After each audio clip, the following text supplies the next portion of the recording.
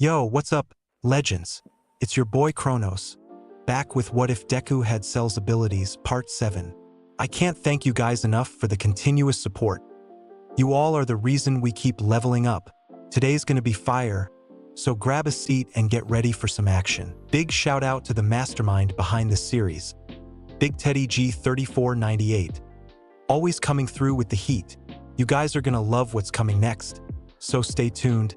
And if you haven't yet, hit that subscribe button and let's jump right into it. Chapter 44, Phase 2. Izuku chatted with the small part of his pack and headed to the waiting room for the next phase of the exam. He mainly listened to them as they explained what they did and how the class split after he had left.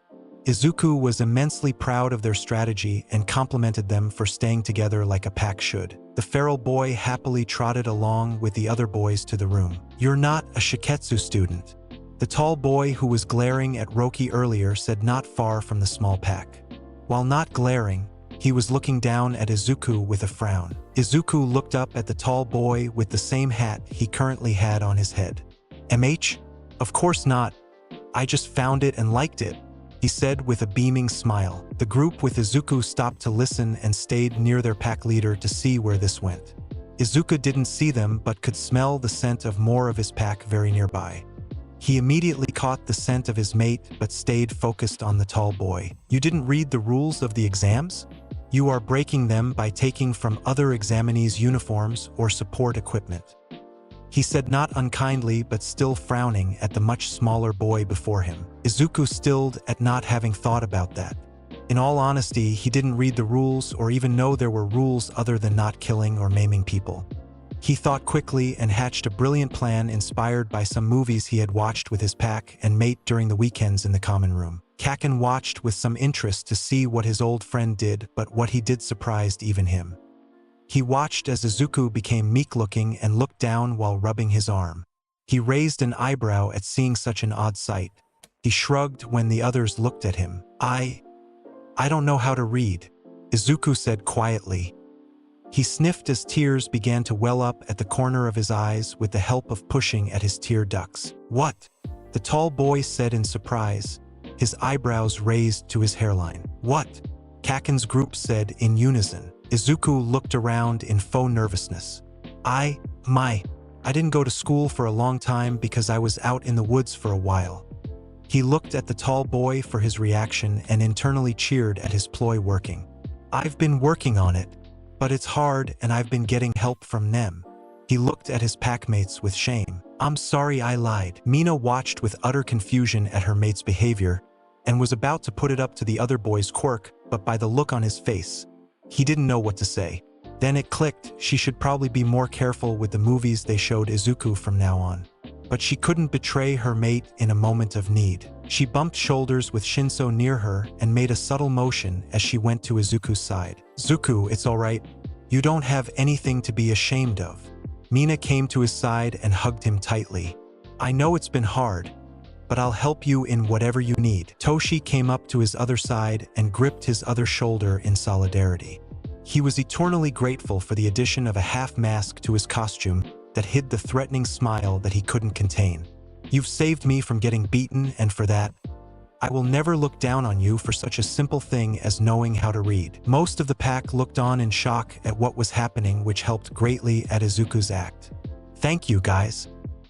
He looked gratefully at them with more tears threatening to spill. "Let's get to the next phase for now, alright?" Jairu decided to join in and nudged them to the waiting room. The four left a dumbfounded pack of 1A and the tall boy from Shiketsu High School standing there. 1A quickly followed after a moment of recovery and ran after the four. Izuku and the other three quickly closed the door behind them, and he quickly took off the hat and stuffed it under his shirt where it sunk into his flesh to hide in his abdomen. He also produced the two emblems from his hunt and added them to his hat. "What the shit was that?" Toshi immediately turned to his best friend. "Language," Izuku said in reply and pointed at Toshi. "Don't you language me. What was all that about?" Toshi slapped the hand away. "There were rules, I guess, and I didn't want to give my stuff back, so I did that." He sheepishly pointed back at the door where they came from. "You did not." Jairu laughed with a wheeze. Mina looked at her mate with a soft smile and shook her head. She pinched his cheeks and shook him side to side gently.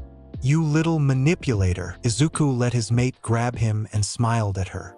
After a moment, he pushed her hands off his reddening cheeks and quickly said to them as he heard the rest of his pack come from the other side of the door, "I gave the hat to a person who works here." He looked at each of them and they nodded with understanding. Kakin was the first through the doorway and was already narrowing his eyes at his old friend. He could smell a ploy from a mile away. He only needed to get a smell of it to understand what had happened. Izuku looked back at him and gave him a sly grin. He snorted and shook his head before going to the snack table, set up and grabbing water. The pack gave Izuku odd looks but didn't say anything. The tall boy came in after 1A and looked much less stern and more awkward. He turned to the small-horned and green-haired boy and saw the hat was nowhere to be seen, so he let the matter drop. "What happened to the hat?"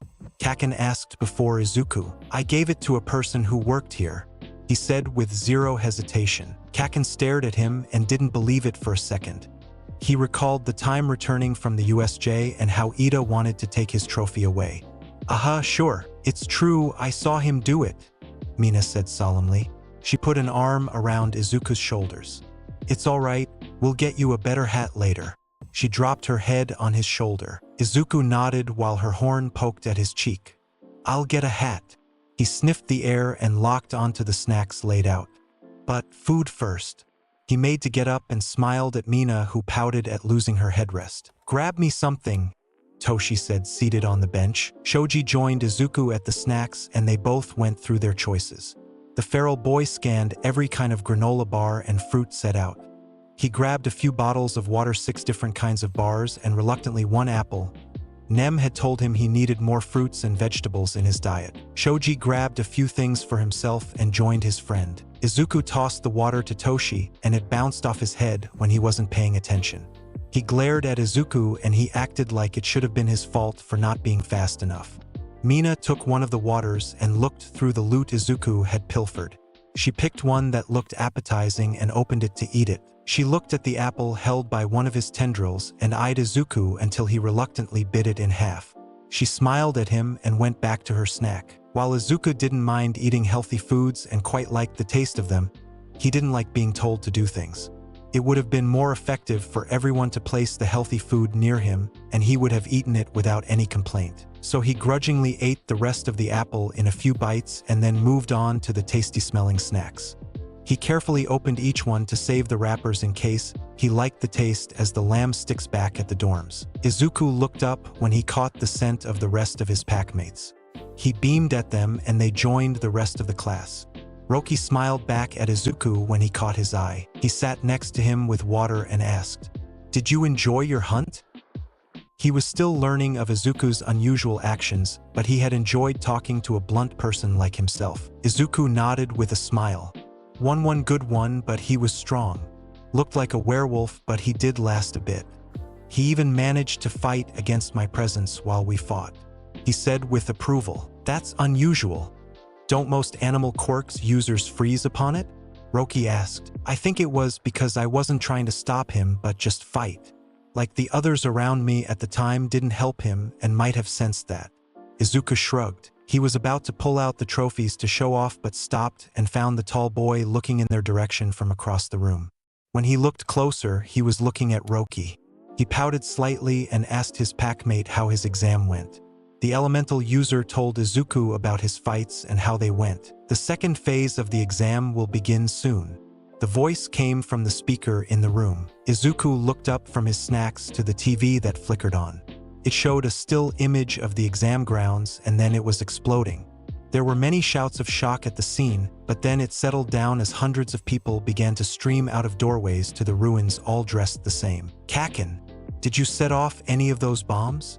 Izuku asked in the quiet of the room. "Of fucking course I didn't. If I did, we'd all probably be dead."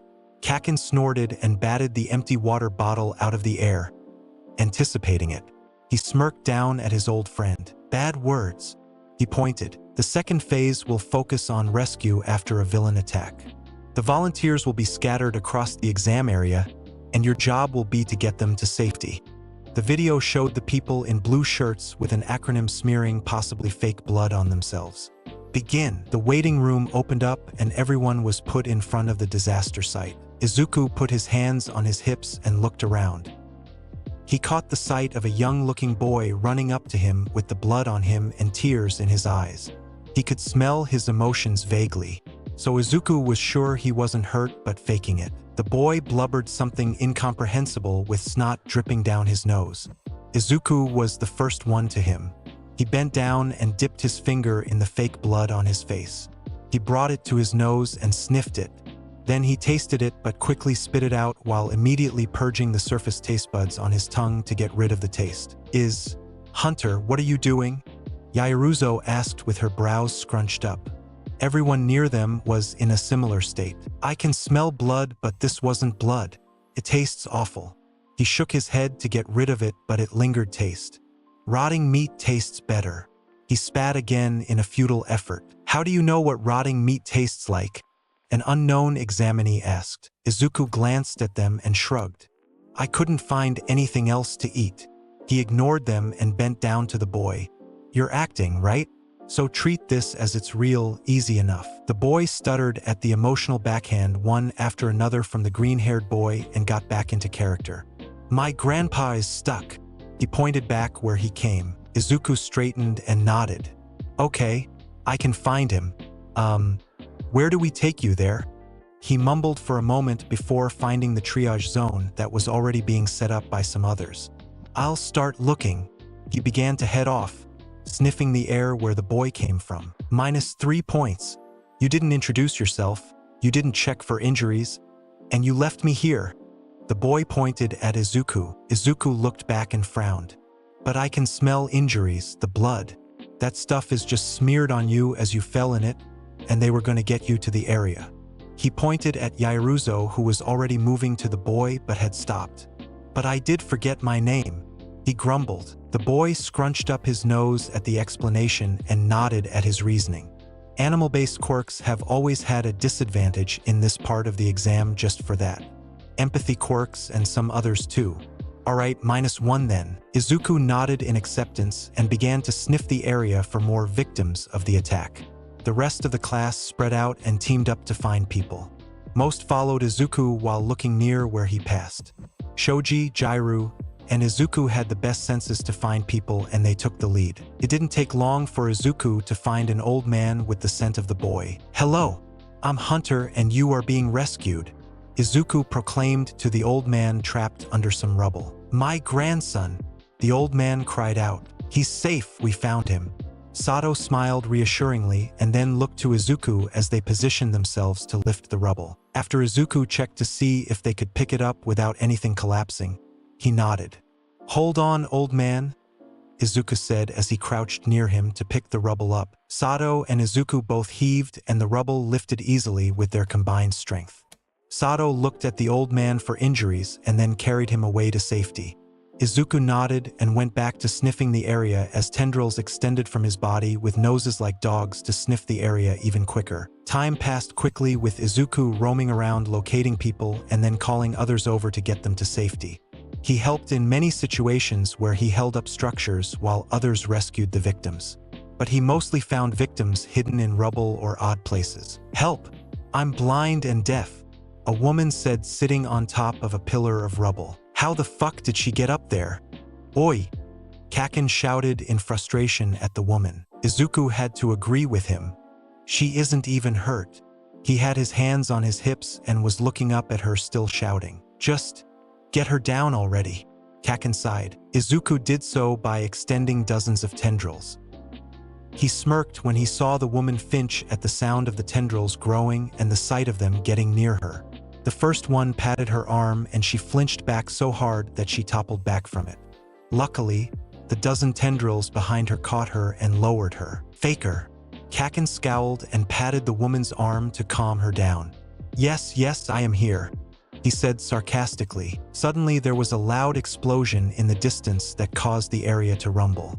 Izuku and Kaken both shielded the woman from any flying debris with their bodies.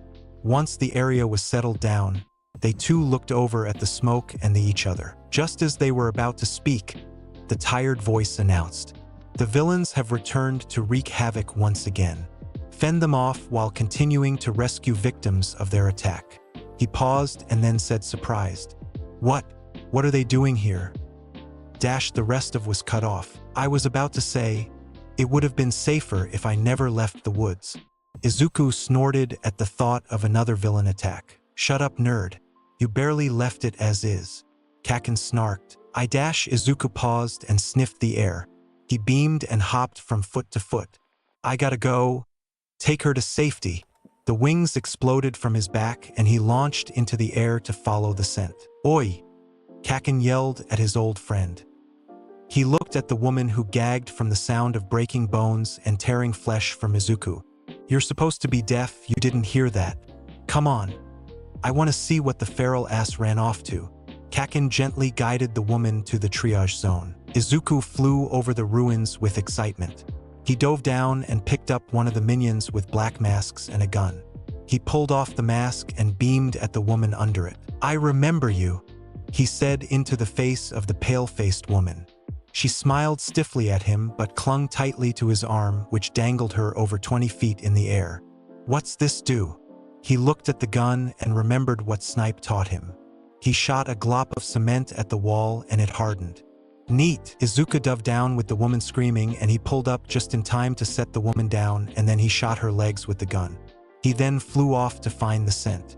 He shot the odd minion as he flew towards the smoke and then finally found him. Gang! I found you! Izuku shouted with his enhanced lungs and vocal cords. He tossed the gun to the side and beamed down at his mentor. Izuku, you grew wings. Gang Orca shouted back at him in greeting. Izuku beamed back at his mentor and then dove down at him. He was the villain after all. He didn't get close as something slammed so hard on his side that his ribs creaked. He was sent sailing out of control and slammed into the ground, his wing broken and the other torn. He got up and repaired the wings before looking at who attacked him. You, Ramiki, the bunny lady. I remember you from the festival. He pointed at the woman in a leotard and rabbit ears pointed straight up. Her smile dropped and her ears flattened against her head.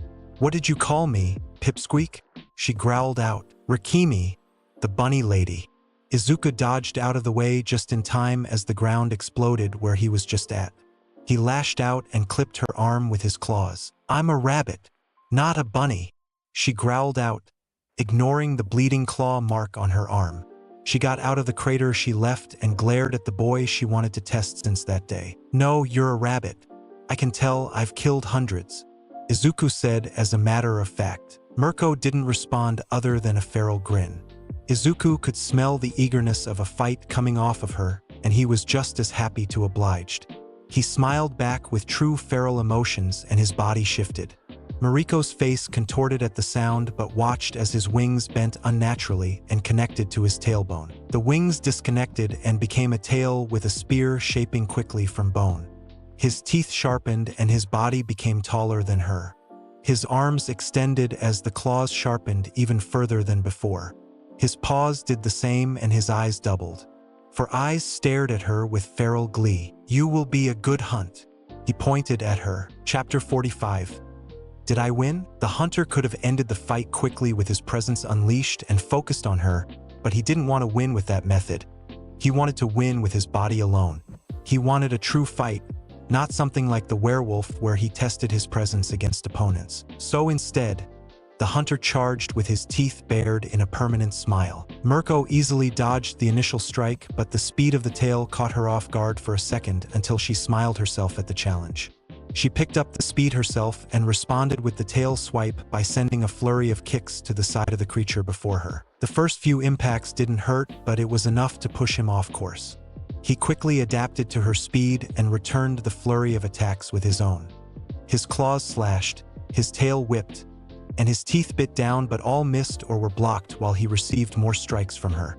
They weren't the worst strikes he had taken, but they stung. He quickly changed his tactics and raked the concrete with his claws. He launched a bloom of dust and concrete chunks towards Mirko's eyes. She covered them and retreated. She knew this tactic. The hunter pounced right after the blinding attack, but it was less than effective. Instead of catching her unawares, he was kicked in the side of the head and was sent spinning. Mirko! Gang admonished her as he looked at Izuku with worry. "He's good," Mirko said, grinning from ear to ear. Izuku's head was rattled but quickly came to what had happened. He pulled himself up and felt his broken jaw. His 4 eyes locked onto Mirko's too. Without looking away, his jaw cracked back into place without raising a finger. He dropped to all 4s and began to prowl around the standing woman. His tail lashes the air from time to time as he observes the woman. Super move. Adrenaline overdose. A dozen voices rumbled in unison. The hunter's body began to produce enough adrenaline to kill a lesser man and diffused it along his body faster than the blink of an eye. The concrete shattered under his feet as he charged Mirko faster than before. She was caught off guard by the sudden speed and was launched away. The hunter didn't let up and sprinted after her with a bestial roar. Mirko managed to counter with a kick of her own as his fist impacted against her foot. The air cracked at the sound of the impact and they were launched away from each other. The hunter shot out tendrils to slow his backward slide. He nimbly landed on his paws and charged back with a dozen tendrils whipping behind him. Mirko, for her part, landed against the wall of the arena and used it as a launching platform. Cracked under her powerful legs. She swung her leg around and axe kicked where she predicted the hunter to be. She missed and concrete shrapnel shot everywhere. The hunter roared in pain but pushed forward with his clawed hand aimed at the leg still embedded in the ground. Everyone's fights began to waver as their eyes were drawn to the fight between Mirko and a beast. Even Gang Orca couldn't keep his eyes off of the fight. It was primal with no words thrown, only grunts of effort and animalistic growls. And was what the fight was animalistic? Izuku didn't think, only acted like an animal while Mirko was trained for years. Izuku was again kicked into the ground where he left a crater.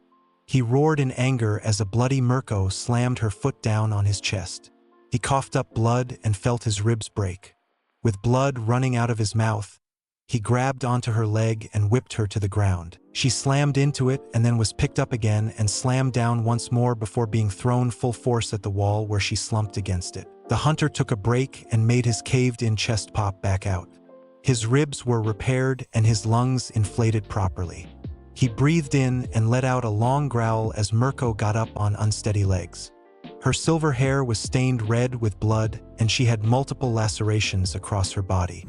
She still looked at him with a feral smile. Meanwhile, Izuku's bruises healed before everyone's eyes and his clothes were knit closed along with any wounds. "You are one tough son of a bitch," Mirko cackled. Izuku growled and lowered to charge once again. "Don't call my mother that." Mirko smiled back and lowered herself to meet the charge. "Make me lunar arc." She made the first move with her leg. Super move. Remove restrictions. The hunter charged back with a roar. On a few of Izuku's research binges, he had found many stories of people without any kind of muscle or strength quirks doing impossible things. One famous story was of a mother lifting a car off of her son who was being crushed by it in the pre-quirk era. All these stories have in common that the person who did the impossible was in life and death situation. So, Izuku found what gave people this ability and it was powerful, but the drawback was damaging his body.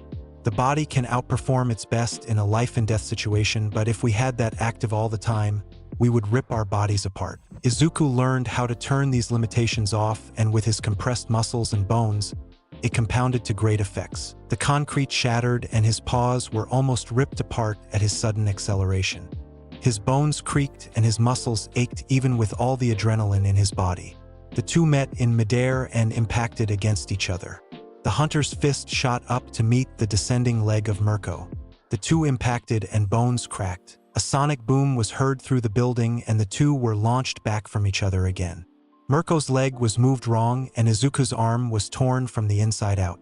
The hero landed harshly against the ground and groaned in pain from her leg to the rest of her battered body. Izuku was launched through a collapsed building's wall and stopped at a pillar. Everyone watched in horror at the aftermath of such an exchange and quickly moved to help the both of them.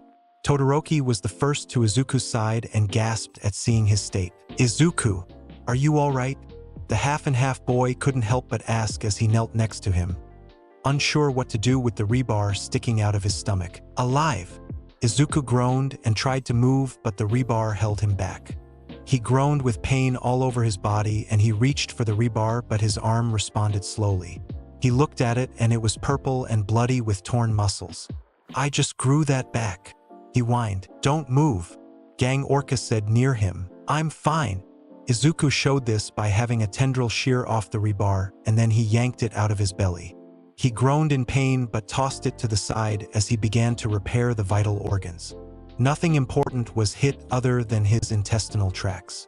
He got to his knees and then stumbled onto his paws.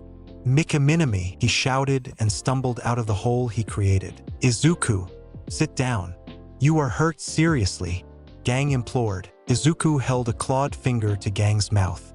Shush, you are a villain and I don't listen to villains.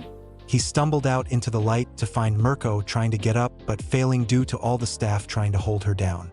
He saw this and could only say one thing.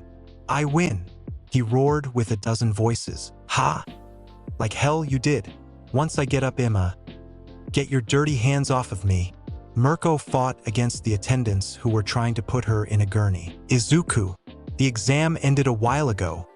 Gang Orca pulled at Izuku's shoulder to sit due to his recent injuries. He turned to his mentor in confusion.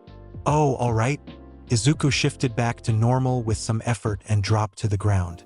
Did we pass? He asked from the ground. Gang huffed out a breath and knelt to pat Izuku's head. You'll find out soon. How are your injuries? He asked. Izuku took stock of his body. Most of his muscles were sore from his super move. His stomach was already repaired and he was currently working on fixing his arm. It was simple enough since he had the materials he needed but only needed energy to reconstruct the torn muscles and ligaments. I'm hungry, he finally said with a nod. Gang snorted out a laugh. I'll take that as you're fine. It was nice to see you. He ruffled his hair and got up to check on the other hero being carted off. A pair of footsteps sounded behind Izuku and he tilted his head back to see who it was. He fell onto his back and stared up at Kaken. What happened? He asked with his hands on his hips. Rimikimi showed up and we fought. I won, Izuku said beaming from his back. Kaken frowned down at his old friend and then looked questioning at Todoroki. Mirko and him fought, he answered. The blonde looked down at Izuku with his eyebrows raised. Mirko? The number 5 hero. If that's a bunny hero, then yep. She said she wasn't a bunny but I could tell. Rabbits smell different from bunnies, he said with confidence. Kaken eyed him for a long moment before shaking his head and leaving him prone on the ground. Come on then. The exam is over. Izuku and the other two reunited with the rest of the pack soon after. The pack leader made sure everyone was accounted for and with a nod, headed to the locker room to change. You fought Mirko? Kaminari said after Izuku explained why his arm was still red from his super move. Yep, Izuku said beaming. There was a quiet moment before saying, was she hot? Kaminari asked. Izuku paused and frowned. She didn't have any fire abilities, I think. Roki, did she? He turned to the half-dressed boy. No, she doesn't, he said and then asked. Why ask me? Not all fire users are related, he said smirking slightly. Izuku looked conflicted. Are you sure? Kaken scoffed. Of course not. You and Shoji aren't related, are you? He said sarcastically. We might be, Izuku said indignantly and turned to the big pack member for his opinion. Shoji looked at all of them and his eyes crinkled in a smile hidden behind his mask. We might be. Kaken scowled at the bigger boy while everyone around them chuckled and laughed. Don't encourage him. All of Class 1A was gathered in front of a large screen with the rest of the students who passed Phase 1. Izuku had already gotten a scolding from his mate when she saw his slightly bruised arm. The muscles were just about done reconstructing, but they were visibly injured to anyone who looked. Everyone stopped talking when the screen flickered on to show every name with a score next to the name. There were many cheers and an equal amount of groans. Izuku found his name and his score of 78. He pouted at getting such a low score but was happy overall at passing. He caught Mina as she leapt on him in jubilation at seeing her score in the passing range. He beamed and hugged her in return. She let go and went to Hagakure to celebrate together with the other girl. He turned back to the screen and looked at everyone else's names to see if everyone had passed. They did, and he was overjoyed to see his whole pack had passed the exam. The lowest was Roki with a score of 56. Kaken was behind him with his chin raised and a smirk on his face. Kinda low there, Izuku. Izuku frowned in confusion and turned back to the screen to see that Kaken had scored higher than him by 5 points. He turned back with a scowl. It's only 5 points, he said with the tone to make it sound like it wasn't a big deal. Kaken smirked even more. Sure, tell yourself that. He finished by waving his hand nonchalantly and turning away. Izuku did the mature thing and kicked him in the back of the knee just as his other was bent while he walked. The blonde crumpled at the unexpected move and he fell to the ground to his knees. You little shit! Kaken roared as Izuku bolted away with a cackle. He got up and sprinted off after him. The pack of one marveled at their shiny new licenses before them. They were outside waiting next to their bus to head back to the dorms. Most of them were taking pictures and talking on their phones with family to pass the news. Izuku wasn't any different as he called Nem. Izuku, how did it go? Did you pass? If you didn't, you don't have anything to worry about. It took me 3 tries to pass when I was your age. Nem spoke first. I passed, Izuku said, beaming. Nem squealed in joy and Izuku could hear her hopping in place. That's wonderful, honey. I'm so proud of you. Izuku felt his throat close up at hearing that and sucked in tears threatening to come out. Thank you, Mom. He sniffed once. The line was quiet for a moment before Nem's voice came through again. I'll cook up something nice tonight. Swing on by, all right? He could hear the watery tone on the other end. Okay. Love you, honey. I'll see you in a bit. Izuku paused for a second at the words and thought about Nem. She took care of him since the day they met. She watched over him, explained things to him, spent time with him and had fun together. She checked in on him frequently throughout the day and worried about him when he was injured or when villains attacked his class. Namuri was what Inko was supposed to be and he was happy things turned out this way. I love you too, he said, smiling at the ground. Soon after, the phone call ended and Izuku noticed the stares from his pack. What? He asked with his head tilted in confusion. Kirishima tentatively asked. You said, Mom. We thought your mother was in jail. He looked unsure and looked at the others with nods. Inko is in jail. He paused and a look of realization came over him. Oh, that was Nem. She's my mom now, he said, beaming at them. She adopted you? That's wonderful, Yairuzo said first. Her hands clasped together and she smiled happily at the news. The rest of the pack joined in soon with their congratulations on hearing the news. Their licenses were forgotten for the moment to hear their pack leader tell them about his birthday party and the gift Nem had given him. Aizawa had joined them halfway through the story and waited quietly for him to finish with softer eyes than usual at the green-haired horned boy tell everyone about getting adopted by Namuri. When the story was over, Aizawa herded everyone onto the bus. Once everyone was on board, the bus began to move and head home. Siro stood up in his seat near his teacher and asked him, Yo, Aizawa, do they always have 2 top heroes for the exam? Sit down. Aizawa commanded him without turning around and after a moment spoke again. No, usually it's someone in Gang Orca's level or many lower-level heroes. There were some sounds of confusion at that and Yairuzo asked, Then why was Mirko there? Aizawa turned around finally and locked eyes with Izuku who was kicking his legs like a child. She just showed up. I'll let you guess why. Izuku looked around at everyone who stared at him. Mikinami was there to fight me? He said with his eyebrows raised and then he nodded in understanding. Well, she lost, he said cheerily. God, you are terrible at remembering names, Toshi said across the aisle from him with a small smile. It was getting dark and Izuku was having a celebration dinner with Nem. She immediately embraced her son as soon as he walked through the threshold of the small home.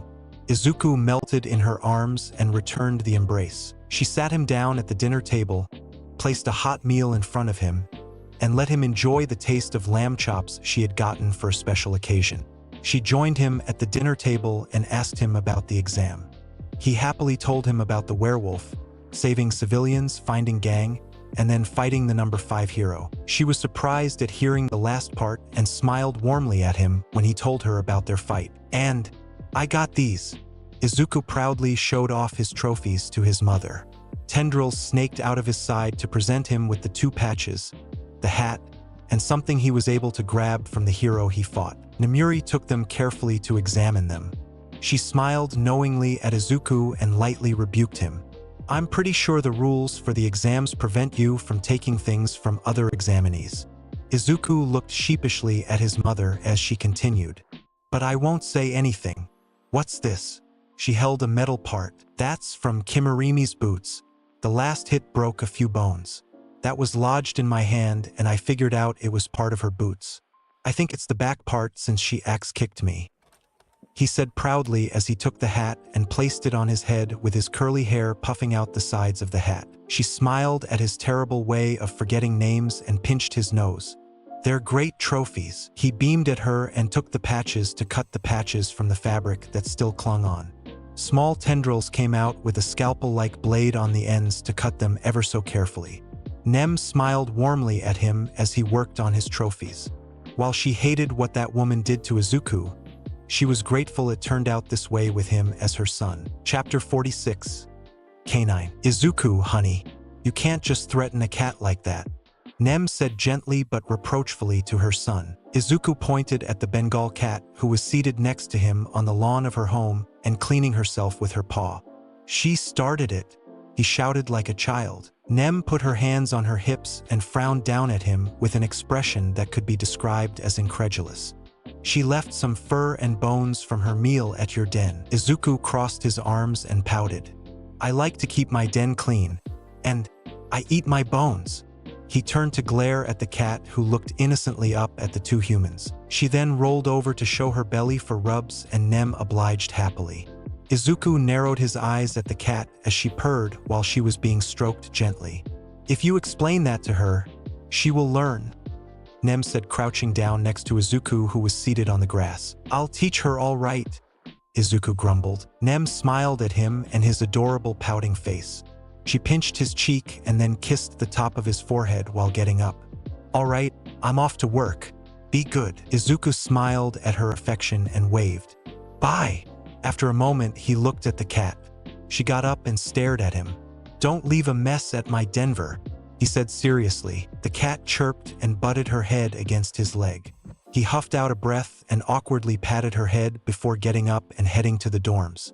He trotted from Nem's home back to where most of his packmates were resting. At the back door, he slid it open and the cat slipped inside. He ignored her and made his way to the cabinet where his lamb sticks were.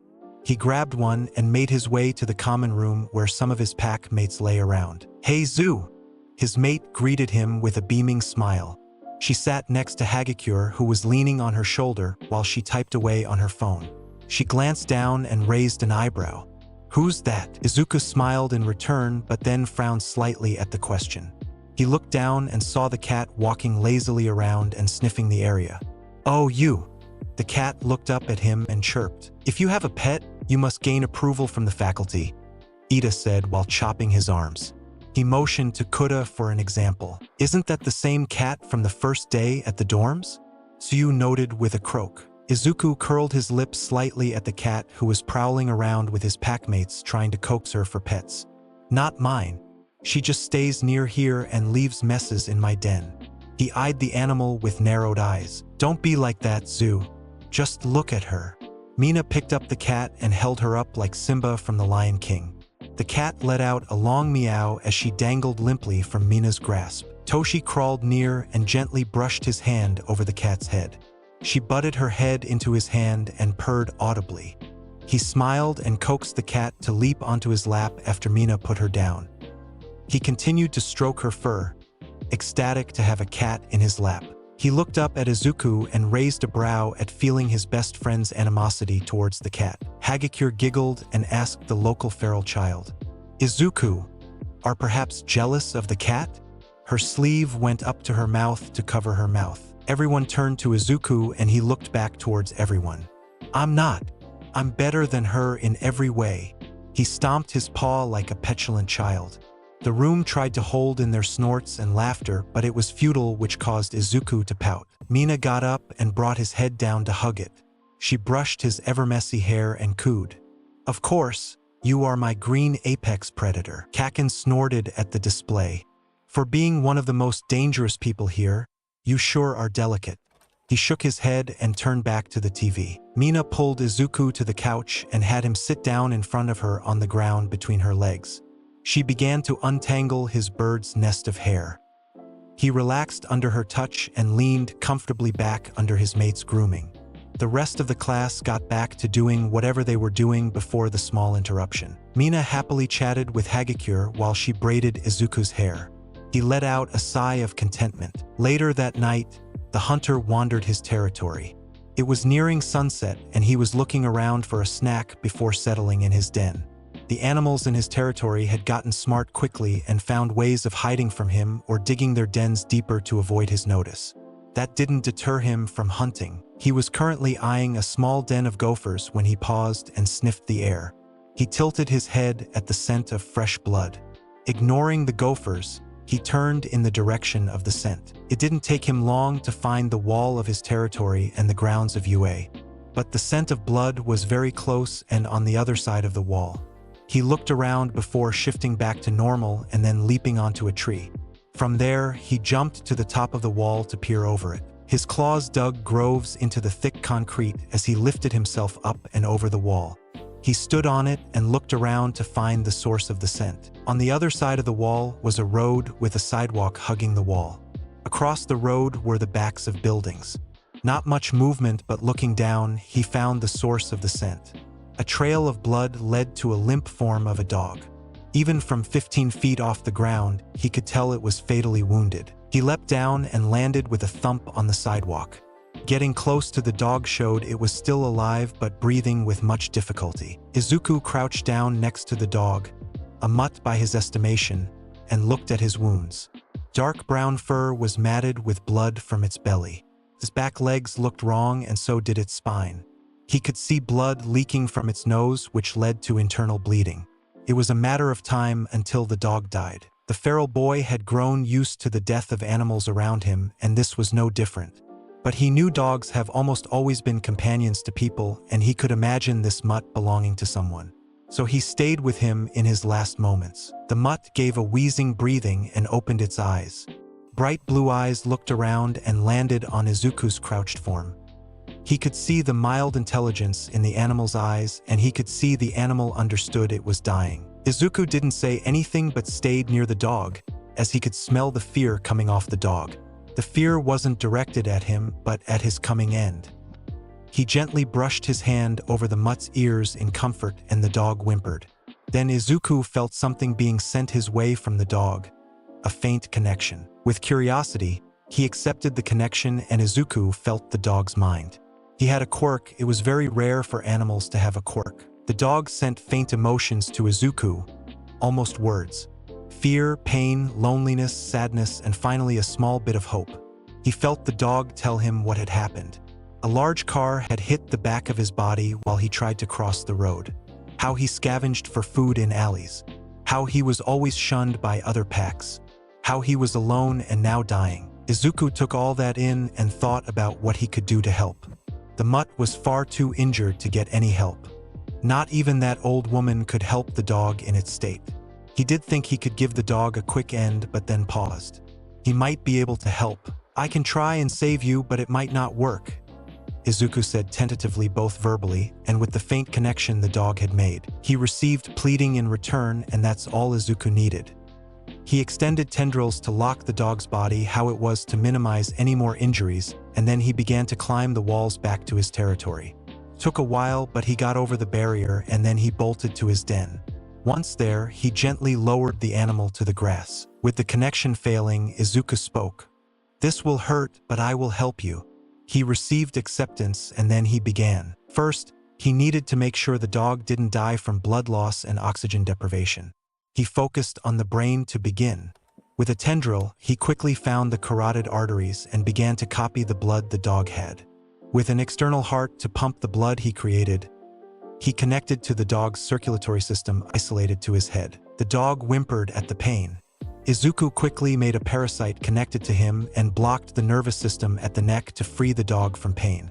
The mutt relaxed some and he got back to work. Halfway through fixing the dog's spinal column, Izuku's arm buzzed. He pulled the communication device from his arm and pushed the button while he worked. Izuku! I see that you left the ground and another being came back with you. Is everything all right? Nizu asked calmly. Izuku grunted as the vertebrae cracked and then began to heal stronger than before. Yep, just busy. There was a pause and then Nizu asked, do you need any assistance? With his focus being split at the moment, he was short with the principal. I'm okay. Very well. Contact me if you need anything. Nizu cut the line and Izuku absorbed the device back into his arm. The feral boy's knowledge of human and animal biology rivaled some of the geniuses in Japan. He was able to mimic biology, not his own, so well that it became indistinguishable from the original.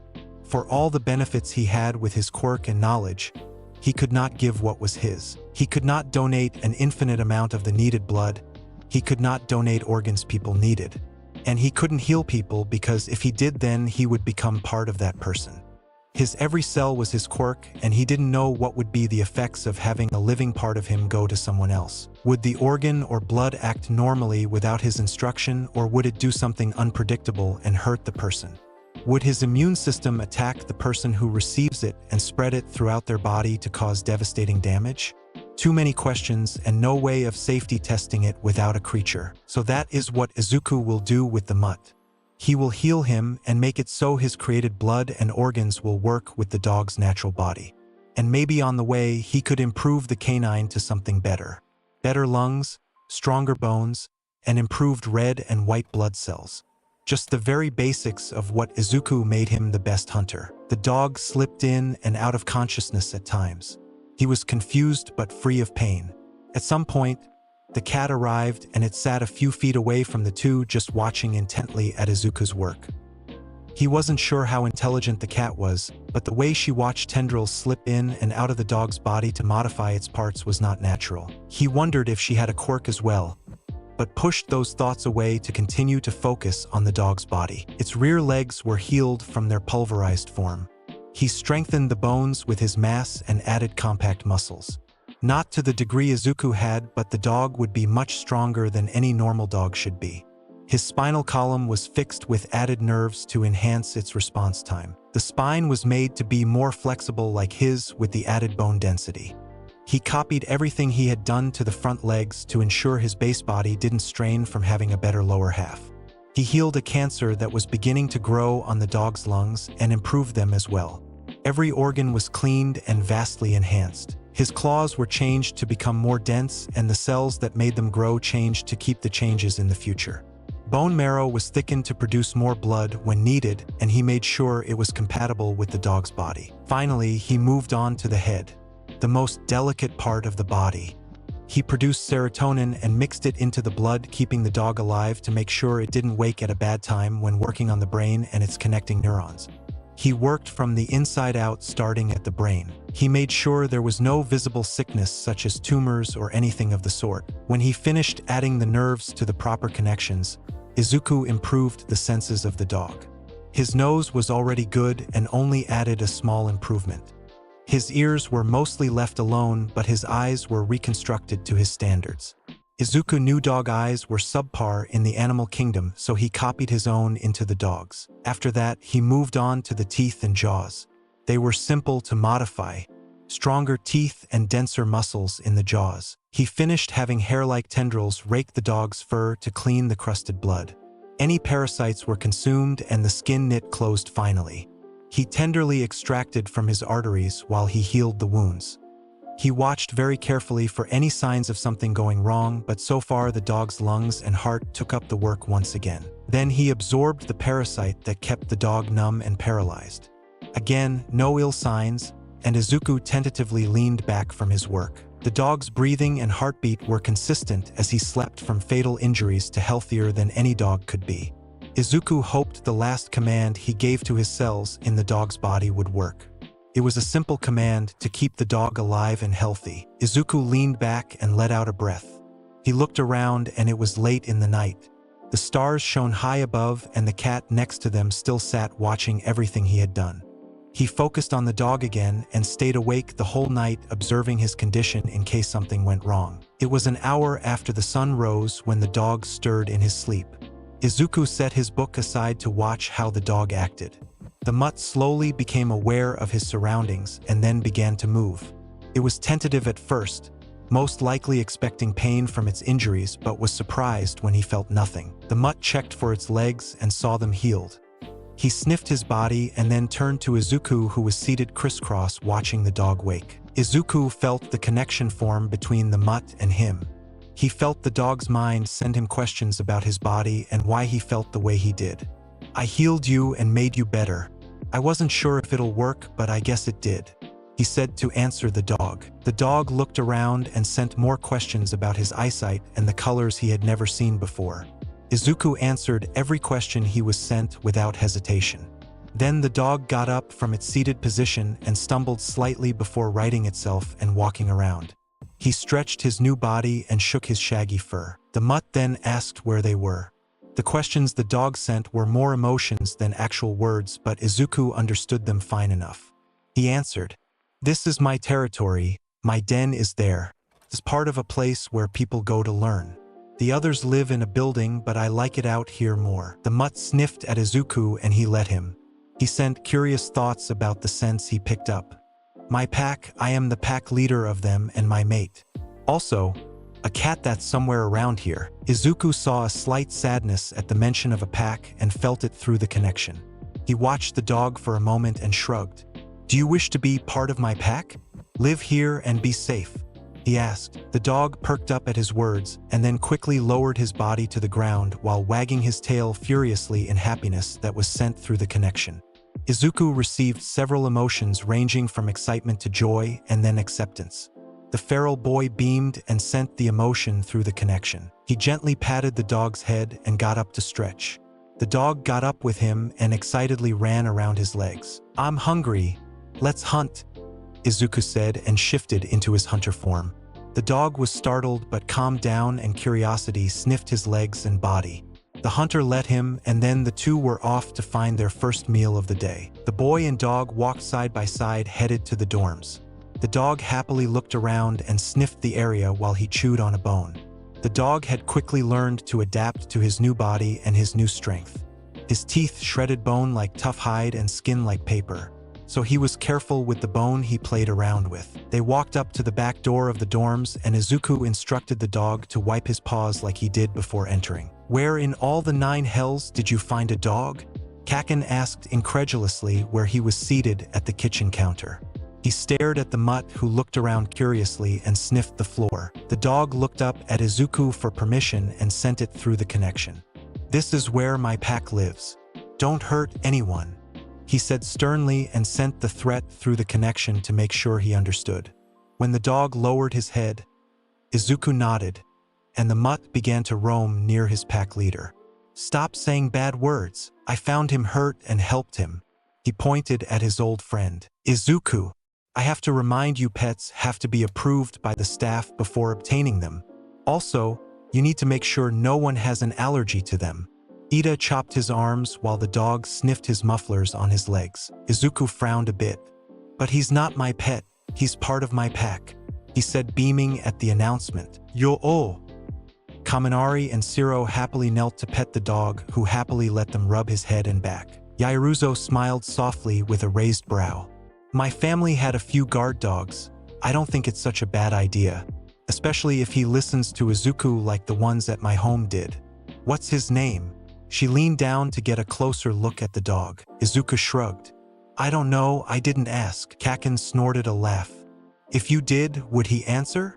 When Izuku tilted his head and pursed his lips in thought, he stopped and looked at him. "What can you talk to animals now?" he asked incredulously. "I could ask." Kuda offered and raised his hand slightly and got close to the animal to begin to speak to it. Sato was with the other 2 boys rubbing the dog's belly. "I always wanted a dog, but would it be alright with Yue?" Kaken was about to snark about letting Izuku live there when Kuda yelped in surprise and reared back from the dog. "Oh yeah, the dog has a quirk.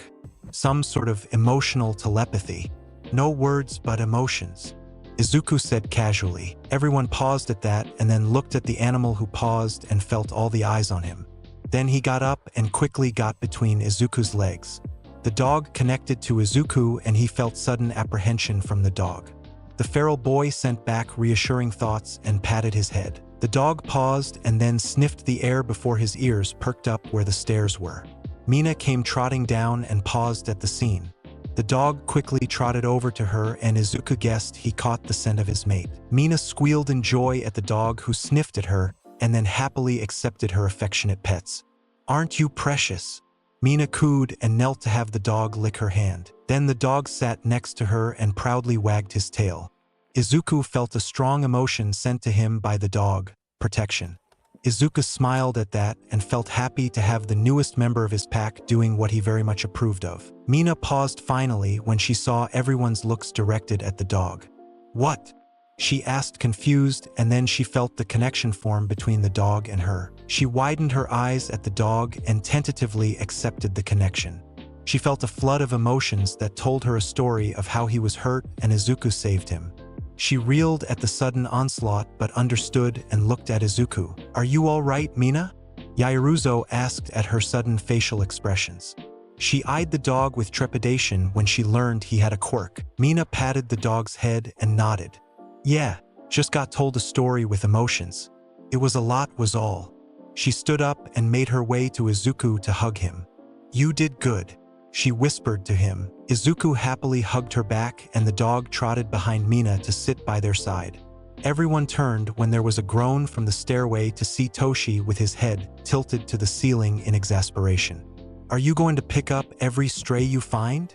he asked his best friend. Chapter 47. Healer, what do you mean you healed him? How? Kaken asked Izuku. A few of his packmates were in the kitchen from the commotion caused by everyone fawning over the friendly dog. While the dog was play fighting with Sato and Kirishima, Izuku was telling them how he found the dog and healed him. "Well, at first I thought I couldn't use my quirk to heal people because every cell in my body is affected by my quirk. I didn't know what would happen if my cells went into another person's body. It is almost an automatic response to heal any injuries and purge any impurities in my body. So I always thought if my blood or donated organs were put in a person, they would react very badly to them. Like a very strong animal put in the middle of weaker animals. Naturally, the strong animal would dominate, and in a human body, death or maybe worse. If anyone didn't know Izuku was as close to being a feral human being, they would think he would be a teacher lecturing his students at the moment as he gestured with his hands and some tendrils for examples. The mutt dash. Zoo, that's rude. Mina chastised him before he could continue. Izuku paused and looked at the mutt. But that's what he is. Anyway, I asked if he wanted my help even though I wasn't sure if it would work. Toshi rose a bit off of his seat and raised his hands to stop him. Wait. Did you experiment on the dying dog? Izuku, I am pretty morally skewed ever since befriending you, but that's not okay. Everyone looked back and forth between Izuku and Toshi as they talked. He was dying and I told him it might not work, but even if didn't, he wouldn't feel a thing, I made sure. The only experiment was if his body would accept my cells. I knew everything else I was doing, and they did. Now he's the best dog that ever lived. Izuku defended himself. Ida to the side straightened and looked sharply at Izuku when he realized what he had done. He was about to speak up, but Toshi spoke over him. That's still animal experimentation, Toshi said, dragging his hand through his hair. He knew his best friend wouldn't ever do something malicious, but he wanted to make sure he understood the morality of the current situation. Izuku looked completely confused.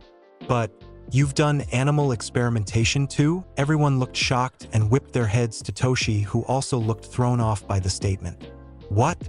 No, I haven't. We got a badger to respond to you and your quirk didn't work. That's animal experimentation. Izuku reminded him of his time before UA. Toshi rubbed his forehead and responded. That's not the same. Of course it is. You are worried the cells I put in the dog's body would kill the dog, but it didn't. What if your quirk killed the badger? But it didn't. He said logically. He turned to Kuda. How did you know your quirk wouldn't hurt the animal you spoke to? Some in the kitchen understood his logic and considered it. Toshi stopped at that and bit his lip in consideration. He opened his mouth a few times in an attempt to say something, but nothing came out. He finally let out a sigh and looked at the dog, who was seated and watching the whole ordeal going on. As Izuku said, The dog was as healthy as it could be. Ida broke the silence first. Izuku, how much do you know about human biology? I know everything about base human biology and some quirked human biology, Izuku said with confidence. Quirked human biology? What do you mean? Mina asked. Yaoyorozu answered. The base human Izuku is referring to would be a quirkless human. It mostly applies to everyone to a greater extent. My heart would be where yours is and so on. Quirked human biology would be the unique biology of anyone with a quirk. For example, Sato. I'm sure you have something to negate the effects of consuming sugar. She motioned to Sato, who was seated next to the dog. Sato nodded. I don't exactly remember the specifics, but I remember my liver and pancreas are way better than a normal person's. Also, my blood cells are bigger or something, I can't recall, he said, scratching his chin. Yaoyorozu nodded. That also goes for mental quirk users like Shinso. I'm sure if we scanned his brain while he used his quirk, it would be very different from everyone else's. Izuku nodded at her perfect explanation. Yep. He smiled at Yaoyorozu. He turned to Ida. Why do you ask? Ida hesitated but pushed forward. Do you think you can do what you did to the dog to a human? He looked right at Izuku's eyes when he asked. Toshi stood up at that. Now hold up. I was trying to get Izuku to understand animal experimentation is a no-no, but you want to jump into human experimentation? My brother is paralyzed from the waist down, and there is no one that can fix that, but Izuku just might. Ida snapped and then paused. He took in a breath and calmed down.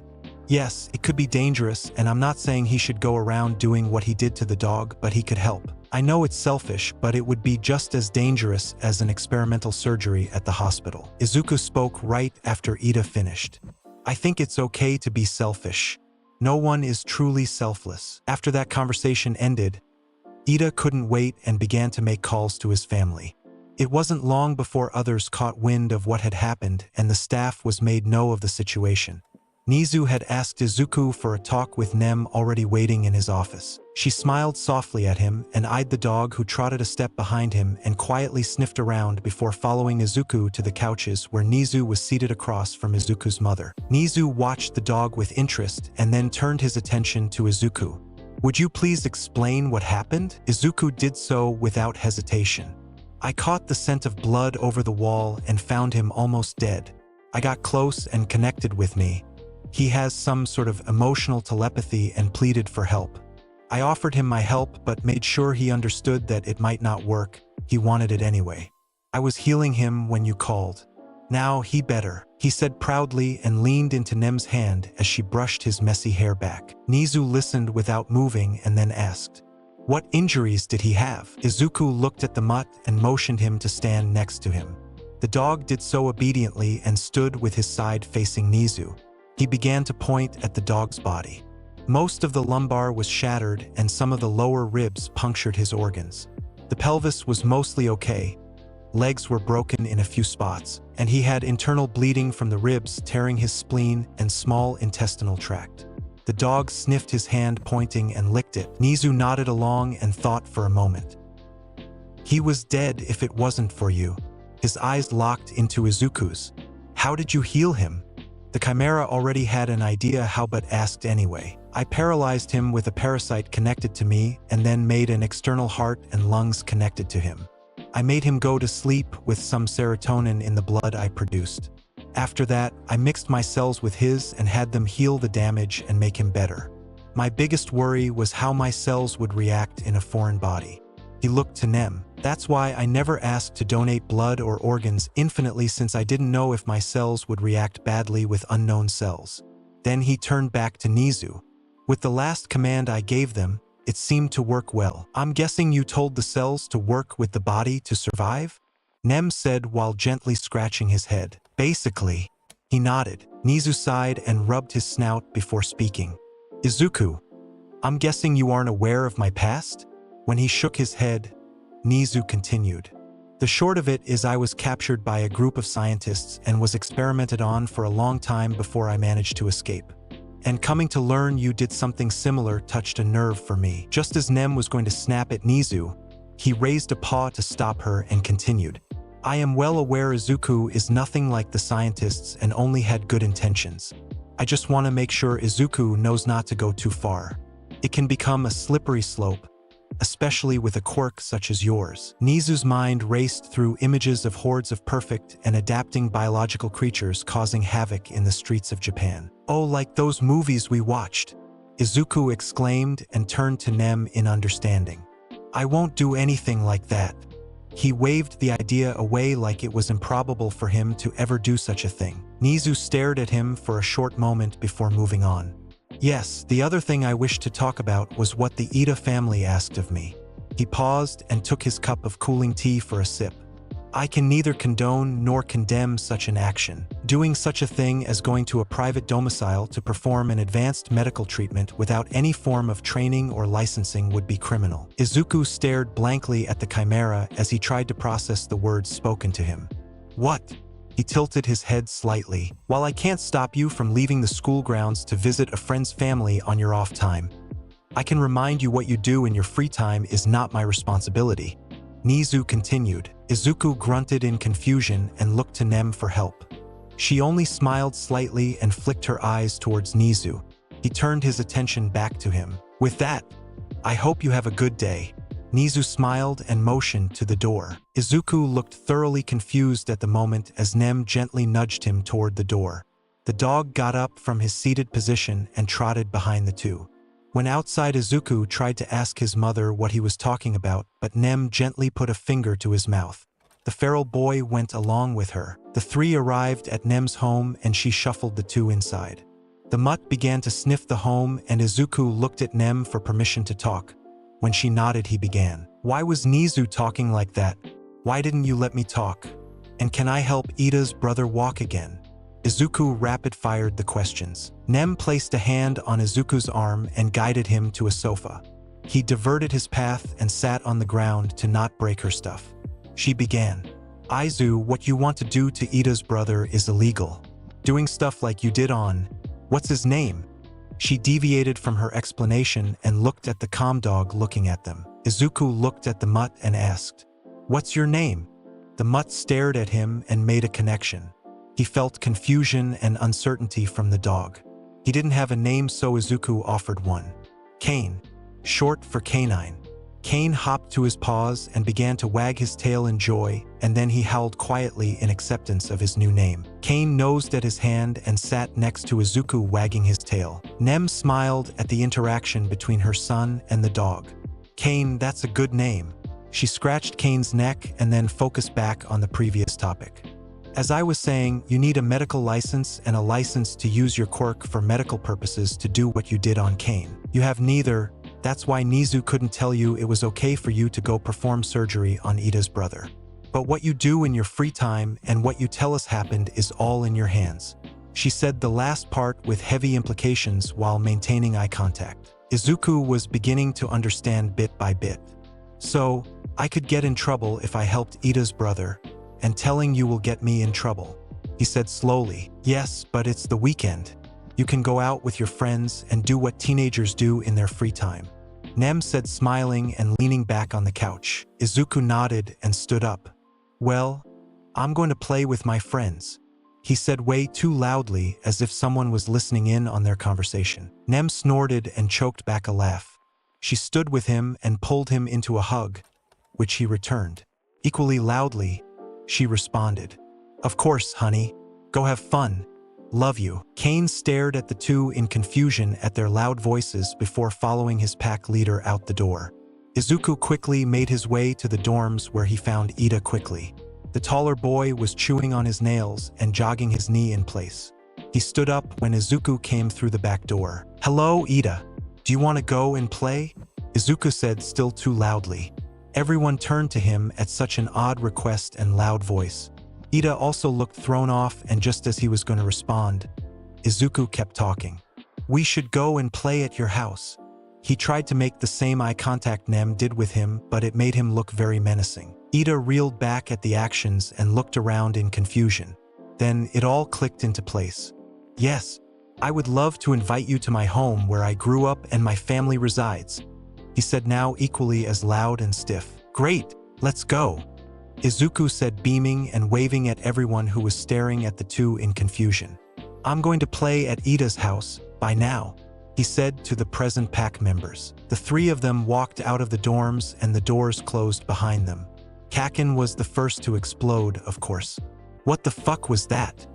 He looked around for answers. The maid of the boy who just left looked like she was putting together a puzzle. Toshi, meanwhile, was rubbing his forehead. He turned to Yaoyorozu. You're the smartest, what was all that? He waved at the doors. Yaoyorozu blushed slightly at the compliment and shook her head. I'm not entirely sure. It was as if they were trying to convince us that they weren't going to Ida's household for Izuku to help Ida's brother. Mina jerked up and snapped her fingers, causing Toshi to startle. That's it. They can't tell anyone or else we would have to report them as upstanding hero students that they were committing a medical crime or whatever. Everyone paused and looked at each other.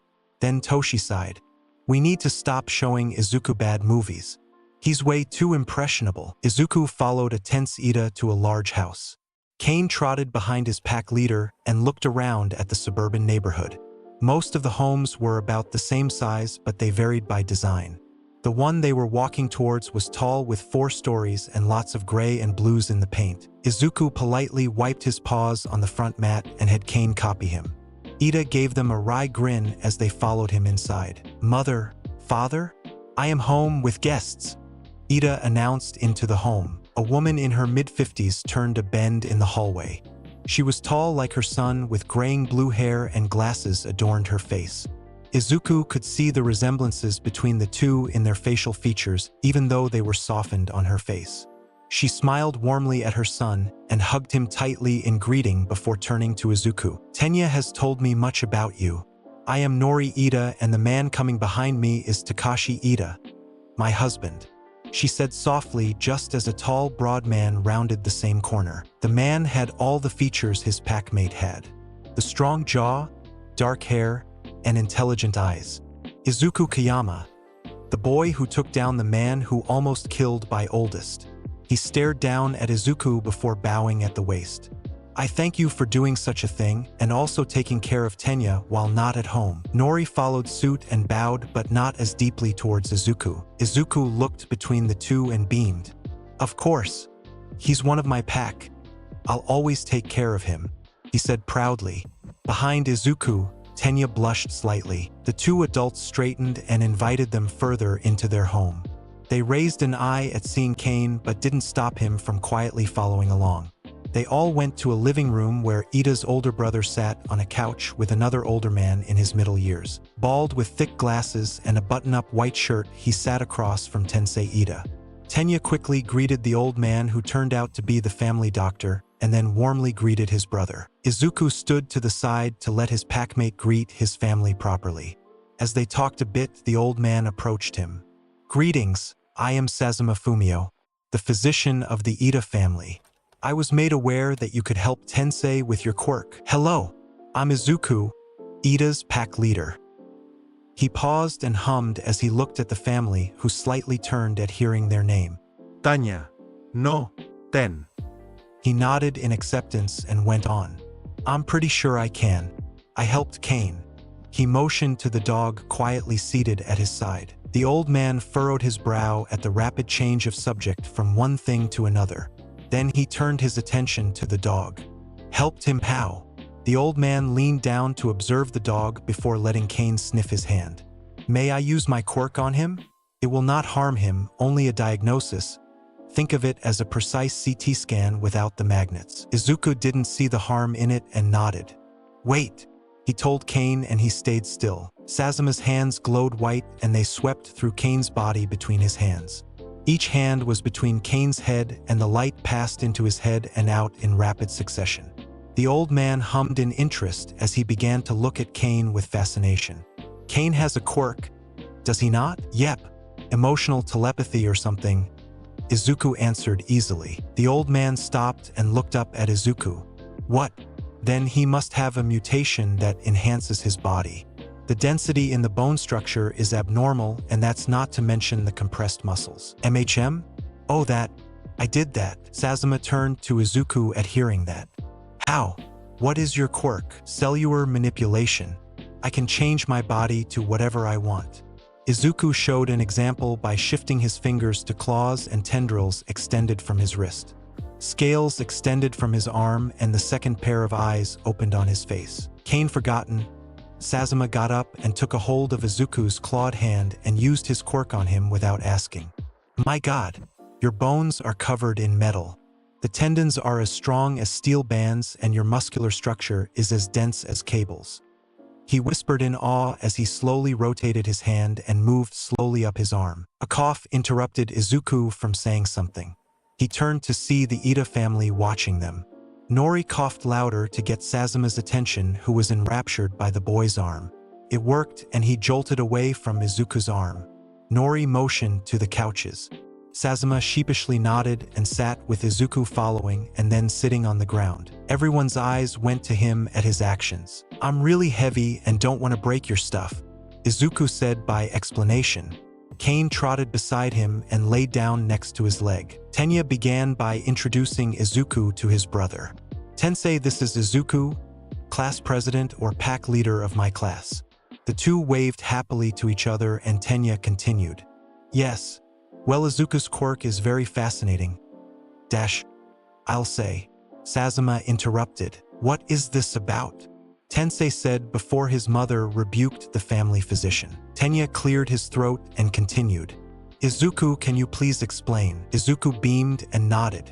Sure, Tenya bashfully smiled at the name. The feral boy explained his quirk and how he developed it to become perfect for his needs in all things. He explained how he studied heavily into human, animal, and quirk biology to help him becoming a hero. Then he explained how he found Kane, how he was on death's door, how he healed him, and how Ten asked if he could do the same to a human. And then, I tricked my pack into believing we were here playing when I came here to heal you. He finished brightly. Everyone was quiet as they processed the story of the energetic young man. It took a full 2 minutes before anyone said anything. You think you can heal my back? Tensei asked neutrally. Izuku nodded. Definitely. I did it on a dog. It's not so different. He said, beaming. Well, that's enough for me. When can we do this? Tensei clapped his hands nervously and looked around. Hold on a moment. Tensei, I understand your hurry, but I have to ask if you have any more experience working with such a delicate part of the body such as the spine. Takashi asked Izuku. Izuku thought about it and said, well, I did make mine very flexible. He showed it off by turning over 180 degrees. Also, I did heal it once when we were at the training camp. I broke it when I was fighting against Muscle Man.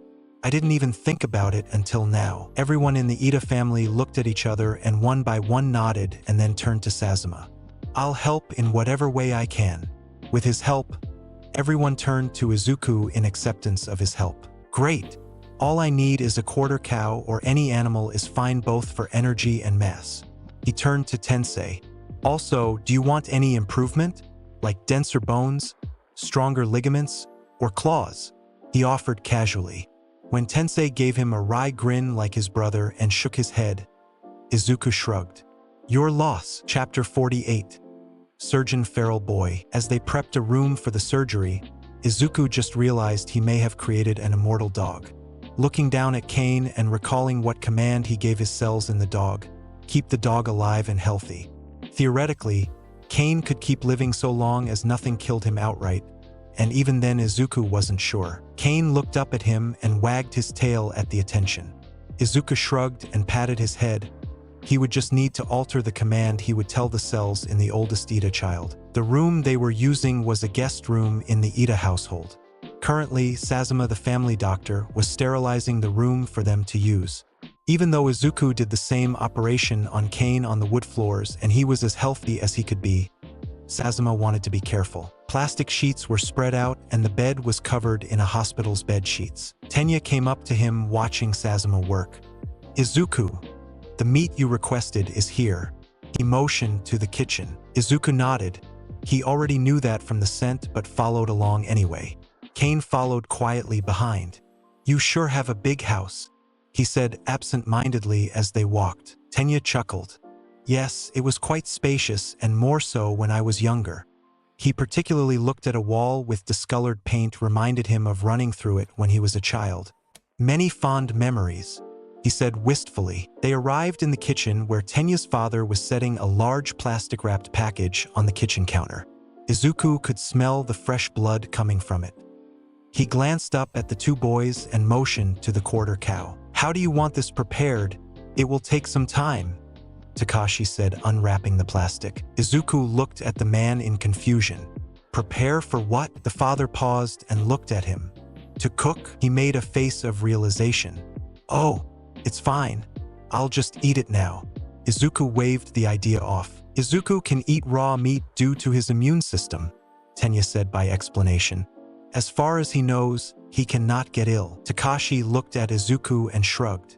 "If you're sure, go for it." Izuku nodded with a smile and went up to the slab of meat and bones. Just as he was about to begin, he felt a connection with Kane. He looked at the dog and felt the emotion, hungry. He nodded with tendrils extending and shifting hands to claws. He sliced through a sizable steak with bone and all. He tossed it to Kane and snapped it out of the air with a wagging tail. He trotted off with his meal with an emotion scent of gratitude. After that, Izuku began to dig in. Tendrils extended and began to consume the mass, with breaking bones and tearing flesh. The quarter cow was devoured in a few minutes. The Ida men watched on in disturbed fascination. Takashi had seen many things a retired hero, but seeing a young man devour something almost his size was new to him. Meat, bone, and sinew were all consumed. Tendrils retracted as the meal was just about finished. All that was left was a rib that Izuku was munching on as he savored the meat. "I don't think I had beef before, at least not raw." After a moment of thinking, he continued, "It's okay. Bear is better though." Takashi pushed up his glasses. "Well, I can't say I've ever had bear before." He cleared his throat and asked, "Are you ready? Do you need anything else?" The nervousness was coming off of him in waves, and Izuku could smell it on both of the Ida men. The feral boy thought about it and shrugged. "I'm pretty sure I can do it now. I didn't really need anything, the cow was just for some extra energy. But I helped Kane without preparing, and look at him." He pointed at the dog who was lying down, his tail wagging and gnawing on the remaining bone from his steak. Chunks of bone were stripped off with each pass of his teeth. The Ida men looked at the biologically enhanced dog and then back to Izuku. They relaxed a bit and chatted in the kitchen about other topics.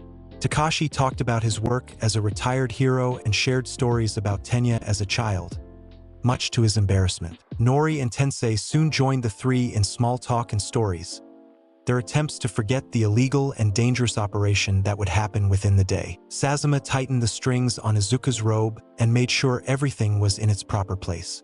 "I could have just taken my shirt off. Bacteria and other things don't cling to me very often," Izuku said, and let the physician continue to make sure things were as proper as they could be. "Precautions. It's better to be overly careful than not enough," Sazuma said. Once done, he stood up and looked Izuku up and down. "Good, very good. Let us begin." They moved into the plastic-wrapped room and to Tensei, who was facing down on a bed. His lower back was exposed with the rest of his body covered. Sazuma had already given him a slow-acting sedative. Tensei was hooked up to a small heart monitor and an oxygen mask on his mouth. Izuku was already prepped on where they would be operating and the injury location. The spine was made up of many vertebrae, each on top of the other, making a chain of sorts. The vertebrae were grouped up to make things easier. Izuku didn't know the history of it and didn't care too much. The cervical has 7 vertebrae focused on the neck, C1, C7. The thoracic has 12 vertebrae and they make up the length of the ribcage, T1, T12. Finally, the lumbar only has 5 vertebrae, L1, L5, and that was where Tensei was hurt, L2 and L3. Sazuma reminds Izuku as they approach. "I know, Saz," he said with a sigh and moved to the location. Sazuma smirked under his mask at the name and applied the local anesthetic to Tensei's lumbar. Setting the syringe aside, he motioned Izuku to begin.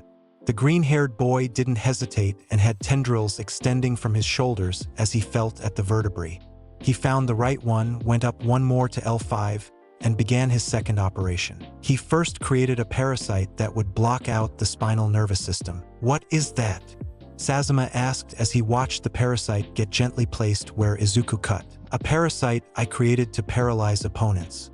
The only difference is that it's still attached to me to make it easier to pull out once I'm done," Izuku said as he cut open the previously scarred area. Tendrils began to snake into the incision, all just as thin as needles. "How do you plan to see?"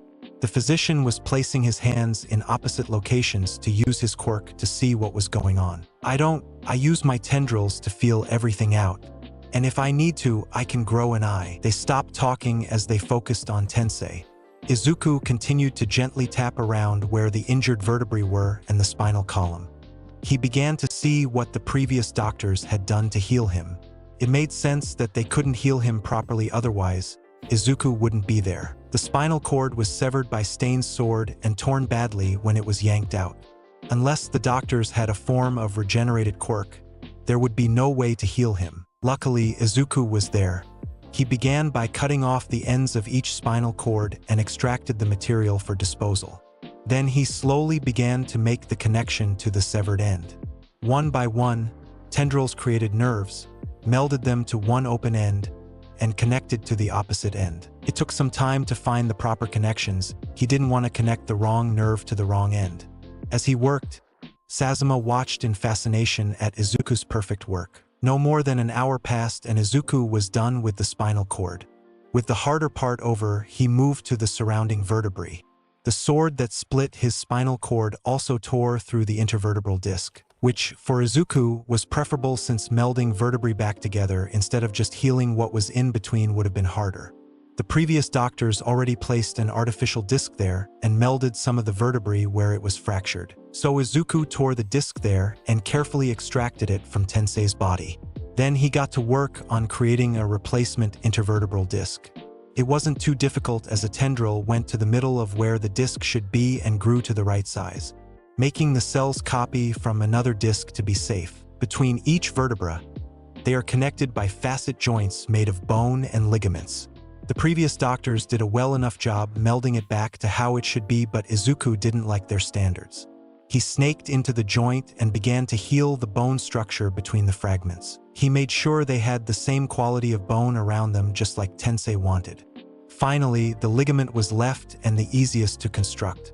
He again removed the artificial one placed there by the licensed doctors and quickly created the ligaments between L2 and L3. On his way out of the incision, he closed any cuts he created and healed the opening where dozens of tendrils pulled out. Not even a scar was left as the wound was closed. Izuku let Saz examine the healed area to make sure nothing was left amiss. He stayed connected to the parasite just in case and let Saz give Izuku his input. Saz continued to move around the healed area and stared at where the wound was. "It's perfect, just like any other patient, like it was never torn apart," the old man whispered. He let go of Tensei and rubbed his clean gloves on the area. "Not even a scar." "Yep," Izuku said proudly behind his mask. "Can I pull this out now?" He tugged on the tendril connected to Tensei's spine. Sazuma nodded and watched as the parasite was extracted and the wound healed. Izuku stood back and looked around at Tensei's prone form. The boy nodded and sat on the ground for a short rest. While he could keep on going for days, it took a lot of mental focus to heal a delicate part of the body such as the spinal cord. If he ever had to work on a brain, he would be drained for the day. Saz looked at Izuku and he looked up at him. "What?" he asked with his head tilted. "You could be the best surgeon in the world," Sazuma said. "Is there any way I could convince you to change careers?" he said hopefully. "Thanks, Saz, but no, I want to be a hero. Maybe if I get bored of being a hero, I can switch, but I want to hunt bad guys," he said with a beaming smile at the man. He smiled back and nodded. "I expected as much, but it was worth a shot. Well, come on. Let's give the Idas the good news," he said, motioning to the door. Izuku hopped to his paws and joined Saz as he opened the door to the three Idas sitting in the hallway together. They jumped to their feet and looked expectantly at them. Saz removed his mask and smiled reassuringly at them. Saz placed a hand on Izuku's shoulder and said, "It went perfectly. I fully believe Tensei will be able to return to hero work as soon as he recovers. And that shouldn't take long either." The Idas let out sighs of relief and a little sob escaped from Nori at hearing her son would be back to how he was. Takashi hugged his wife and held her close at the news. Tenya smiled gratefully at Izuku and bowed deeply to his friend. The three Idas gave their thanks to Izuku and Saz for helping Tensei. Saz shoved all the praise onto Izuku since he just watched. Izuku began to get embarrassed at the praise as it mounted and just smiled in acceptance. Izuku stayed over at Tenya's home for the night, both to make sure nothing went wrong with Tensei and also because it was late. While Izuku didn't see anything wrong with that, the Idas didn't let him leave. After dinner and shower, Izuku lay down on Tenya's bedroom floor in pajamas much too big for him. Kane was asleep by his side and Tenya was softly snoring. Izuku smiled at being able to help one of his pack and fell asleep soundly. Izuku woke up to a panicked scream in the house. Both Izuku and Tenya raced out of the room to find Tensei holding himself up by the kitchen counter with wobbly legs, and his mother helping him stand with worry written across her face. Izuku calmed down quickly and Tenya raced forward with his quirk to help his mother with his brother. "I thought something bad happened," Izuku said with a chuckle. "How can he walk? It's been less than 12 hours. Nori asked Izuku as she tried to set Tensei on a chair, but he refused to sit. The feral boy shrugged. "I healed him," he said as if that would explain everything. "Kane was hunting with me the next morning and I did more to him than to Tensei." Kane next to Izuku wagged his tail and stuck his chest out with pride. Takashi walked into the room with his phone and rushed to help Tensei, who was trying to walk again, much to the consternation of his family. "Sazuma will be here shortly." Tensei Ida. "If you don't sit down this moment, I can walk. I'm gonna walk." Tensei argued and finally gave up and let his family sit him down with a sigh. He looked up at Izuku and smiled brightly at him. "From the bottom of my heart, thank you. If you ever need anything, I will do everything in my power to help. Granted, as long as it isn't too illegal." He finished with a laugh and a slap on the arm from Nori and a disappointed look from his father. Izuku beamed and pulled up his pajama bottoms from slipping. He made a small claw on his hip and had it hold it from falling for the third time this morning. "Happy to help one of my pack." Half an hour later, Sazuma bustled through the front door and hurried over to Tensei. He asked him questions while he activated his quirk around the previously injured area. Tensei was more than happy to show his limited capabilities, as temporary as they were to the physician. Sazuma watched as he stood up on unsteady legs, but he stood on them anyway, walking a few steps before stopping and being helped to sit down. Marvelous. And the young man didn't just wave his hand and poof, it was fixed. He did it manually.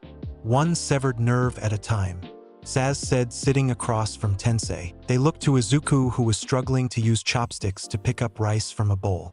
With a face of concentration, he picked up the rice and successfully snatched it before eating it. He looked up as he was chewing and spoke with his mouth full. "What?" Tensei chuckled and shook his head. "Nothing at all.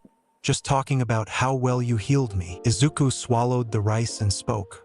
"You could have been running by now if you let me build up the muscles in your legs and back that atrophied." Tensei looked very interested, but Nori cut him off before he could speak. "But there's no need for such. We'll take it one step at a time, right, Tensei?" She asked with a pointed look at her oldest son. Said oldest son sighed. "Yes, mother." Sazuma stayed for breakfast with the five of them. They talked about mundane things such as the weather or how there was new construction down the road and what would the structure be.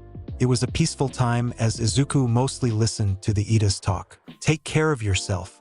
Nori kissed the top of Tenya's head as he and Izuku were headed back to the dorms. "Yes, call if you need anything. The both of you," Takashi said, looking at Izuku and his youngest. Sazuma had already left earlier that day, claiming he had more work to do at the clinic. Now it was just the Idas giving their farewells to the young men as they left. Tensei was back inside his old room, resting from extraneous exercise such as trying to walk to the kitchen on his own. He already gave more thanks to Izuku before they left and gave his number to the feral boy if he ever needed anything. Just as the two young men were turning, Nori grabbed Izuku's hand and placed something in it. "It doesn't come close to what you did for us, but I believe good things should be rewarded," she said, smiling while patting his arm. Izuku looked at the large clip of money and then up at the two. Not ever being in such a situation, he accepted it with a grateful smile. "Thanks." With that, the two young men and the dog left.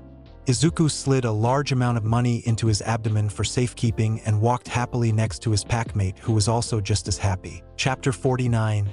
Fight Club 2. How was your playdate? Mina asked her mate as the two young men entered the dorms. She was smiling knowingly at them as she patted Kane's head, who trotted up to her. Izuku beamed. It was great. Ten's family was very nice, he said loudly as to convince anyone who was listening. Mina held in a giggle. That's wonderful, she said just as loud. Tenya smiled at them and made to leave. I thank you again for visiting my home. If you ever need anything, let me know, he said in a normal volume. Izuku beamed up at him. K. He went up to Mina and bumped his head with her shoulder in a hug. Mina reciprocated the embrace and their ritual of bumping heads. She let go and hooked arms with him as she dragged him along to the common room. Most of everyone was in the room watching the TV. Two men boxed as the group talked about their fighting style. Kirishima and Sato were especially drawn to the professional boxing match. Izuku was also drawn to the TV as he had never seen the sport. Kirishima glanced over to Izuku as he stared at the men fighting. Yo. How was Ida's? He said with a sharp-toothed smile. Good, Izuku said dismissively and pointed at the TV. Shima, what's this? Kirishima tilted his head in confusion and looked between the TV and Izuku. He realized a moment later and beamed at introducing one of the most manly sports to his bro. This is professional boxing, a sport where two opponents hit each other with padded gloves. A few basic rules, but they fight until one can't. Izuku nodded along with the redhead's explanation. Can anyone do boxing? Toshi sighed out of his nose with a tired expression. I swear this will end with someone beaten and bruised by the end of the day, he said under his breath. Jairu by him nodded at his statement. Of course, Sato and me use boxing techniques in our fighting styles. He pointed over his shoulder with his thumb at Sato behind him. There are many fighting styles. They would be considered brawlers. I learned martial arts, a different style of fighting, Ojiro added as he watched the boxing match conclude. Kaken spoke up after Ojiro. Anyone worth their salt has learned a fighting style by now. Unlike you, you feral cat, he said, smirking at his old friend. I can fight, Izuku said defensively. I'm the best fighter. I even beat Rikamiki. She was supposed to be strong, he said smugly. Everyone turned to Izuku at the completely butchered name of the number 5 hero. No one is saying you can't fight, it's just you fight like a wild animal, Yaoyorozu said tentatively and finished sheepishly. Which, to be fair, is a fighting style on its own, but Izuku pouted and pointed at Kaken. What's your fighting style then? Kaken smirked and crossed his arms as he raised his chin in superiority. The Ultra Bomber Murder Special. Tubs? That sounds dumb, Izuku said plainly. That ignited Kaken both figuratively and literally as he jumped to his feet and yelled. Ha! He jabbed a finger at Izuku. If you didn't have all that shit in your body, I could kick your ass 3 days from Sunday. Izuku looked utterly confused. Bad words. But what does Thursday have anything to do with fighting? He said after counting on his hand to make sure he had the right day of the week. He was still very bad at keeping track of time. There were some snickers at Izuku's innocent attitude. I say we settle this like men. Everyone turned to Sato as he smiled widely. Fighting ring. He pointed to the backyard. There were many noises of excitement from the gathered class. Izuku and Kaken locked gazes, then bolted to the backyard through the kitchen door. The rest of the class soon scrambled after them, with Kane wagging his tail in excitement at what was happening with his pack. All right, first things first, you need to be handicapped because if you punch anyone, their head will go flying. Kirishima pointed at Izuku. The feral boy nodded with a scrunched-up face. I could take muscles out? He offered. Yaoyorozu quickly stepped in and held up a hand. How about I make some dense weights to restrict your movements? That's way easier, Izuku said, beaming. Thanks, Rozu. After some figuring out, the class quickly made a makeshift boxing ring on the grass. Yaoyorozu made boxing gloves for the ones fighting and heavy alloy weights for Izuku. She had to make many pairs for his arms and legs when he revealed that one set wasn't enough. posts were set in a box and a simple rope tied between them to make the arena. Izuku and Kaken eagerly entered the ring with the class cheering them on. The two shirtless boys grinned animalistic at each other. All right, basic rules, nothing below the belt line, and stop when one is down or we say stop. Kirishima acted as referee and looked between the two. When they nodded in understanding, he jumped back and yelled, "Fight!" The two didn't waste time as they charged at each other. Kaken blocked the first punch and swung his fist up at Izuku's unprotected chin. He missed as Izuku slipped back and dove back into close range in a fluid motion. His gloved fist connected with his side and Kaken grunted in pain as he went back to trying and punch his old friend. The next jab from Kaken was a feint as Izuku clumsily blocked it. He felt a strike hit his face as he was trying to figure out how to fight properly. He shook his head at the blow and took another to his stomach as Izuku failed to protect his abdomen. The feral boy growled and looked up at Kaken's smirk. Izuku tried to land a hit once again, but was blocked at every swing by the blonde's superior fighting style. It didn't help that his weight was slowed considerably by hundreds of pounds of metal on his arms and legs. When Izuku couldn't land a hit due to Kaken blocking too well, he powered through the blocks. His fighting style isn't boxing or whatever everyone else learned, so he will use the technique he learned from watching wolves, foxes, and other wild animals fight. He didn't stand and wait for an opportunity to show itself. He moved as fast as he could to make an opportunity. When he couldn't find one, he tried to punch through the blocks Kaken put up. Bit by bit, Izuku overwhelmed his old friend by quickly moving in, out, and around while not stopping his onslaught of padded hits. He saw a golden opportunity when he saw Kaken stumble, and Izuku pounced. One padded glove aimed at his head as the other swung at his ribs. He knew Kaken would block the swing to his head, so the blow was lighter as the punch to the ribs knocked the air out of his friend. Kaken gulped in air as he took a knee and Kirishima stepped between the two. The class that had been watching cheered and Izuku yelled in victory. He was dripping in sweat just like Kaken was. The added weight made it extremely difficult for him to move as fluidly as he usually could. He sat on the grass and took in cool air as he breathed. As the two boys took a break, others wanted to try their hand at boxing. Uraraka quickly jumped into the ring and Kaminari followed suit right after. The two gave their boxing gloves to the new fighters as they rolled out of the ring. The match was one-sided as Uraraka didn't hold back against Kaminari, who was taken down by her training from Gunhead. It started lighthearted, but when Kaminari said a cocky comment, Uraraka showed her true skills in hand-to-hand fighting. Kaminari was on the ground groaning in pain as the girls in the class cheered for their champion. "All right, Izuku." Sato pointed at the feral boy who was seated in a crisscross position next to the ring. "You and me. Forget the weights and I use some sugar, what do you say?" he said, grinning. Izuku grinned just as wide in return and jumped into the ring. He excitedly put on the gloves as Sato was left wearing a white tank top. Kirishima looked between the two nervously, mostly at Sato. The bigger boy took out a packet of sugar and downed it before nodding to show his readiness. Kirishima started the match and leapt back just as Izuku blurred forward. Sato, expecting such a start, put up a defense. Blocking his face, Sato braced from the impact. Izuku went for the block and delivered a heavy uppercut to break Sato's defense. The padded glove hitting skin was loud as Sato endured the blow to everyone's eyes. Then Izuku circled to his right as he delivered another blow to his arm to weaken him. Izuku stopped when Sato tipped over from the last blow and collapsed, unconscious. Everyone was quiet as Sato lay there on the grass. Everyone could see the blood on Sato's gloves from his own mouth, where the initial blow connected with enough force to push Sato's arm into his mouth, knocking himself out. Izuku nudged him with his paw and Sato groaned. Everyone let out a sigh of relief at hearing their packmate make a sound. They quickly pulled him from the ring and gave him water as he recovered. "Zuku, you're strong." Sato slurred slightly at the swelling lip. Izuku beamed by his side. "Of course I am.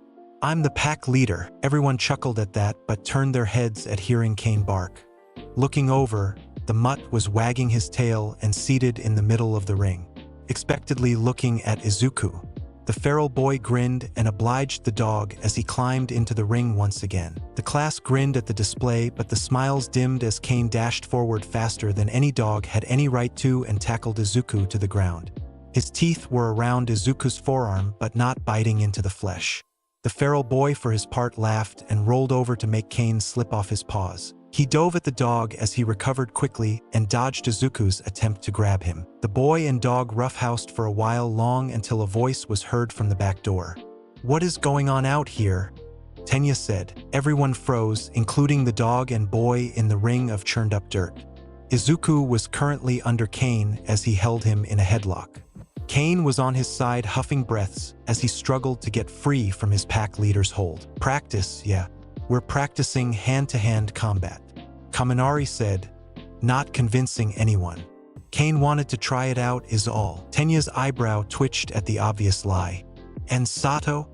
He waved at the large boy with a swollen lip with ice on it. "He lost." "I lost," Kirishima and Sato said at the same time. Tenya looked to Yaoyorozu, who quickly looked away, especially not looking at the boxing gloves with the emblem she imprinted onto everything she made to signify where they came from. The youngest Ida then looked at Izuku in the ring, still frozen, and then shook his head. He rubbed his nose and sighed. "At least wear some head protection." And then he went inside again. As soon as he was gone, Kane and Izuku continued their struggles against one another as the rest of the pack bet on who would end up winning their wrestling match. Of course, Izuku won. Kane lay there panting after a long match, and his pack leader had to drag him out of the ring, all the while he wagged his tail in happiness at being included. Kane was set down next to Sato, who patted the dog in sympathy. "Izuku beat you up too, huh?" Sato rubbed Kane's belly. The rest of the weekend was spent with the pack sparring in the ring, either to settle arguments or to train, mostly to have fun. Everyone who left the ring was bruised and sore but content with the match. Monday came and Aizawa strolled into the classroom. He stopped at the podium and paused when he was going to start talking. He looked over his class. Most everyone had a few bruises scattered around, a few bandaged cuts, a busted lip, and one black eye belonging to Kaminari. The class shifted in their seats when Aizawa continued to stare at them. "If I find out your pack of feral brats has been going out and finding trouble, you will be in serious trouble." He finished with a glare at all of them. "What?" Izuku asked, confused. He patted Kaken's head to get his attention, and he turned with a split eyebrow held together with a butterfly band-aid. "What's he talking about?" Kaken gave him a flat look and then turned back to face ahead when Aizawa spoke to the two. "Is there something you'd like to share?" Izuku, not fearing anything but Nem's fury, asked. "Yeah, what are you talking about? Going out and looking for trouble?" he said while raising his hand like he was taught to do, even though he had the attention of the tired hero. Aizawa sighed and rubbed his forehead. "I suppose you wouldn't know. Vigilantism is when unlicensed people go and try to be heroes.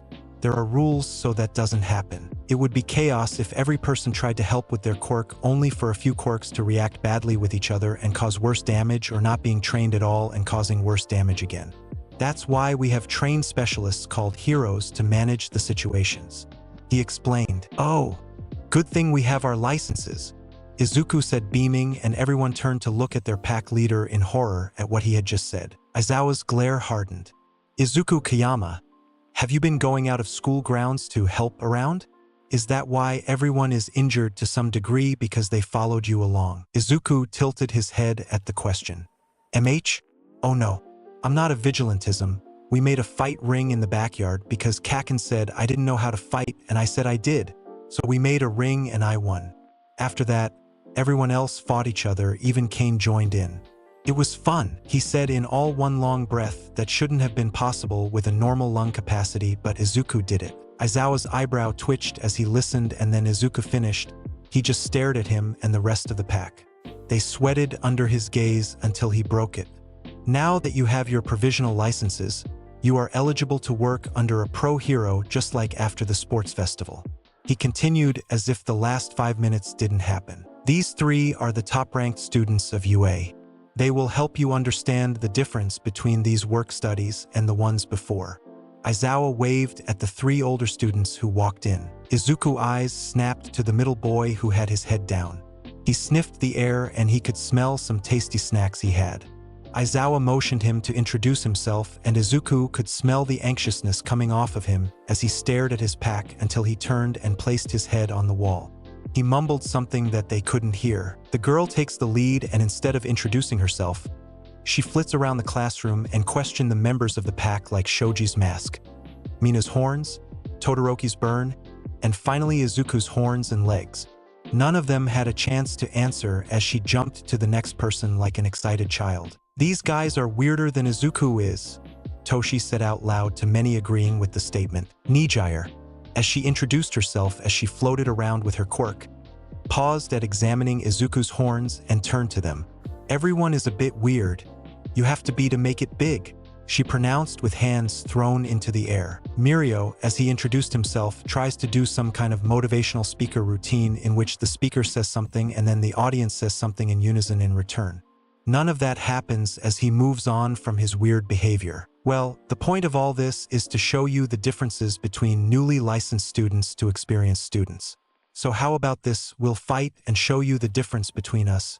20 versus me, he said, smiling. "Isn't the difference between us that you have experience and we don't?" Izuku asked innocently. Mirio's smile faltered a bit, but he didn't let that slow him down. "Yes, but how can you see that?" he asked. Izuku pointed at all of them. "You guys are ready to fight even though we are in school." The three older students started at his proclamation. The three older students looked at each other. "Well, yes," Mirio said with his sails blown down. "I'm the best at noticing things," Izuku said proudly. The class snorted at his usual antics of being the best at whatever he said he was at. "Yes, you notice all the things," Toshi said sarcastically. Mirio looked at the class he was supposed to talk to and then Aizawa, who looked already used to their behavior. He motioned him to focus on the class again, and he did so. "Well, no matter. Let's go and show you the difference between us," Mirio exclaimed and turned to leave. The class looked at each other and shrugged. They got up and followed the odd older team. Mina hooked arms with Izuku as they walked and bumped heads together as they chatted about the weird teens that showed up. Chapter 50, Work Study. Izuku and his pack stood in the gym with Mirio across from them. He was casually stretching a bit more than should be possible as he twisted his torso almost 180 degrees around his waist. All the while bones popped as Izuku sighed in relief at the good stretch. "We've got this. It's 20 on 1. Kaminari said cockily while he crossed his arms. Kaken slapped the back of his head with a scoff of derision. "You think 20 of us can take on our feral class president if he tried? No, so don't underestimate Sunshine over there." He nodded toward Mirio, who was beaming a smile. "Oh, Kaken, was that a compliment?" Toshi said, snickering. He dodged the grasping hand as he chuckled all the while. "Shut it, troll hair," Kaken yelled. Mirio clapped his hands and rubbed them together. "All right, you all can start whenever. Watch and learn, nerds," Kaken said as he blasted forward toward a still Mirio. The first blast tore the clothes away to show Mirio still standing there, undamaged and nude. Most of the pack yelped in surprise and covered their eyes reflexively. Most of the guys used to Izuku's casual nudity in the locker room ignored it and focused on how Mirio escaped the blast. Kaken's trajectory was skewed from the missed blast and he veered off course. Mirio took the opportunity to dash forward while sinking into the ground like a buggy game. He erupted fist-first into the gathered first years with blinding speed. No attacks landed on him as he dashed between each one of them and left them on the ground. Todoroki managed to last a bit longer as he propelled himself into the air with an ice pillar, but Mirio swam up the ice like it was liquid and brought him next to his packmates. Izuku hummed in thought as he watched Mirio devastate his pack.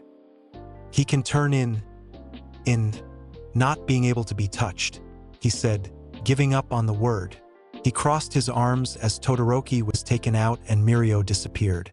"He's fast too," he finished saying as Mirio appeared under him with a fake-out by gonna poke his eyes out. Izuku didn't hesitate and swung his fist with all his might as he ignored the idea of his eyes needing to be regrown. His fist phased through Mirio, but it caused him to stumble for a moment. His other hand phased through his face as well, the attack forgotten. Mirio's top half appeared farther away as he stared at Izuku. How did you know the hand going for your eyes wasn't going to hit? The feral boy shrugged. I didn't. I was just planning to regrow them with the benefit of breaking a few of your ribs. Maybe a ruptured organ or two with my punch. Oh ho! A regenerating quirk. How tricky. Mirio clapped and disappeared just as Kakin landed an explosion where he was a moment ago. Kakin snarled in agitation as Mirio disappeared. He guessed his target was Izuku, so he flew over there just in time to see him appear behind Izuku with a strike to his side. Without hesitation, Izuku swung his hand back like an axe but phased through his neck. With a more animalistic growl coming from Izuku, Mirio disappeared just as Kakin arrived too late again. He yelled in annoyance. I don't like fighting him, it's annoying. Izuku snarled as he was crouched down and ready to strike. You and me both, Kakin said, his back to his in a similar position. The upperclassman appeared just like before. He was shaking his hand as if to get rid of the pain. What are you made of? He chuckled. Quit running away, you coward. Kakin yelled but didn't waste time chasing him down. Regeneration quirks are always a war of attrition. Mirio wagged his finger like he was an old man lecturing children. He stopped when he heard bones crack and flesh tear. He was just fast enough to make his body intangible as a bolt of bone shot through his shoulder. He looked up from the bolt to see a biological crossbow on Izuku's arm with tendrils loading another bolt. That's not regeneration. You assume, Izuku growled in frustration at missing. His second pair of eyes opened and glared just as hard as his original pair. His other arm shifted into a bone whip and he swung it overhand at Mirio. He disappeared once again. You little rat, he yelled in anger. He appeared under Izuku and knocked the legs under him as Kakin blasted him to no effect. Izuku didn't stop his attempt to attack as the whip lashed the air where Mirio was with terrible force. The air cracked as the whip caught nothing. Claws raked Mirio as he punched Kakin, and it was ineffective just like everything else. Mirio disappeared once again as Kakin held his shoulder in pain. You little shit. Come back here, Kakin yelled. Fine, fight how you want. Izuku growled as his body shifted. His shirt was torn apart as quills extended from his body in every direction. They shuddered as they took their place and Izuku shifted into his hunter's form. Don't touch the quills, Kakin, the hunter said in a dozen voices. Kakin looked at the quills and they were shiny like they were wet. That better not be fatal, he growled. Probably not. First time trying it. His sharp teeth showed a vicious smile. You look terrifying, Mirio shouted from a distance but smiled nonetheless. Still, let's see what you've got. And he disappeared again. This time Mirio came from the side and with one swift strike took out Kakin. As he went limp, Izuku's tendrils and claws raked through Mirio in a futile attempt to get some sort of damage in. With a frustrating growl, Izuku stopped and concentrated for a moment, and then his body opened large pores. The holes spewed out a purple gas at Mirio. He gasped and sunk into the ground only to re-emerge coughing violently and stumbled when he tried to catch himself. He had to sink into the ground in a panic as Izuku pounced with claws outstretched to grab him.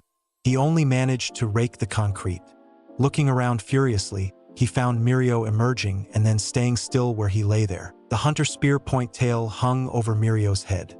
I win, a dozen voices pronounced with a vicious grin. Then he roared in triumph as his standing packmates cheered him on. I demand a trophy, he said, raising his fist in the air. Aizawa walked up to them in a brisk walk and checked on the prone student who was yet to speak a word with his body limp. He checked his pulse and breathing. He then looked up at Izuku. What was that gas? Izuku looked around until he found Mirio's clothes. He ignored the two upperclassmen who ran up to Mirio in worry. A paralytic derived from a poison dart frog made into a gas with the help of Nem. Its potency was adjusted for a non-lethal takedown. A dozen voices explained as he crouched down and took the shoes of the paralytic student. Yes, Mirio slurred something intelligible as he tried to lift his arm unsuccessful. His friends tried to sit him up, but he flopped limp. When is this supposed to wear off? Nijire asked worriedly. She also ran over and grabbed his shirt to cover him from being nude. Izuku shrugged. First time trying it, a few hours at most. Aizawa rubbed his forehead and typed out a message to someone on his phone, then put it away. I'll have recovery girl look at him, He turned to Izuku's looming hunter form, which was taller than him. He glared at the demonic face of the young man.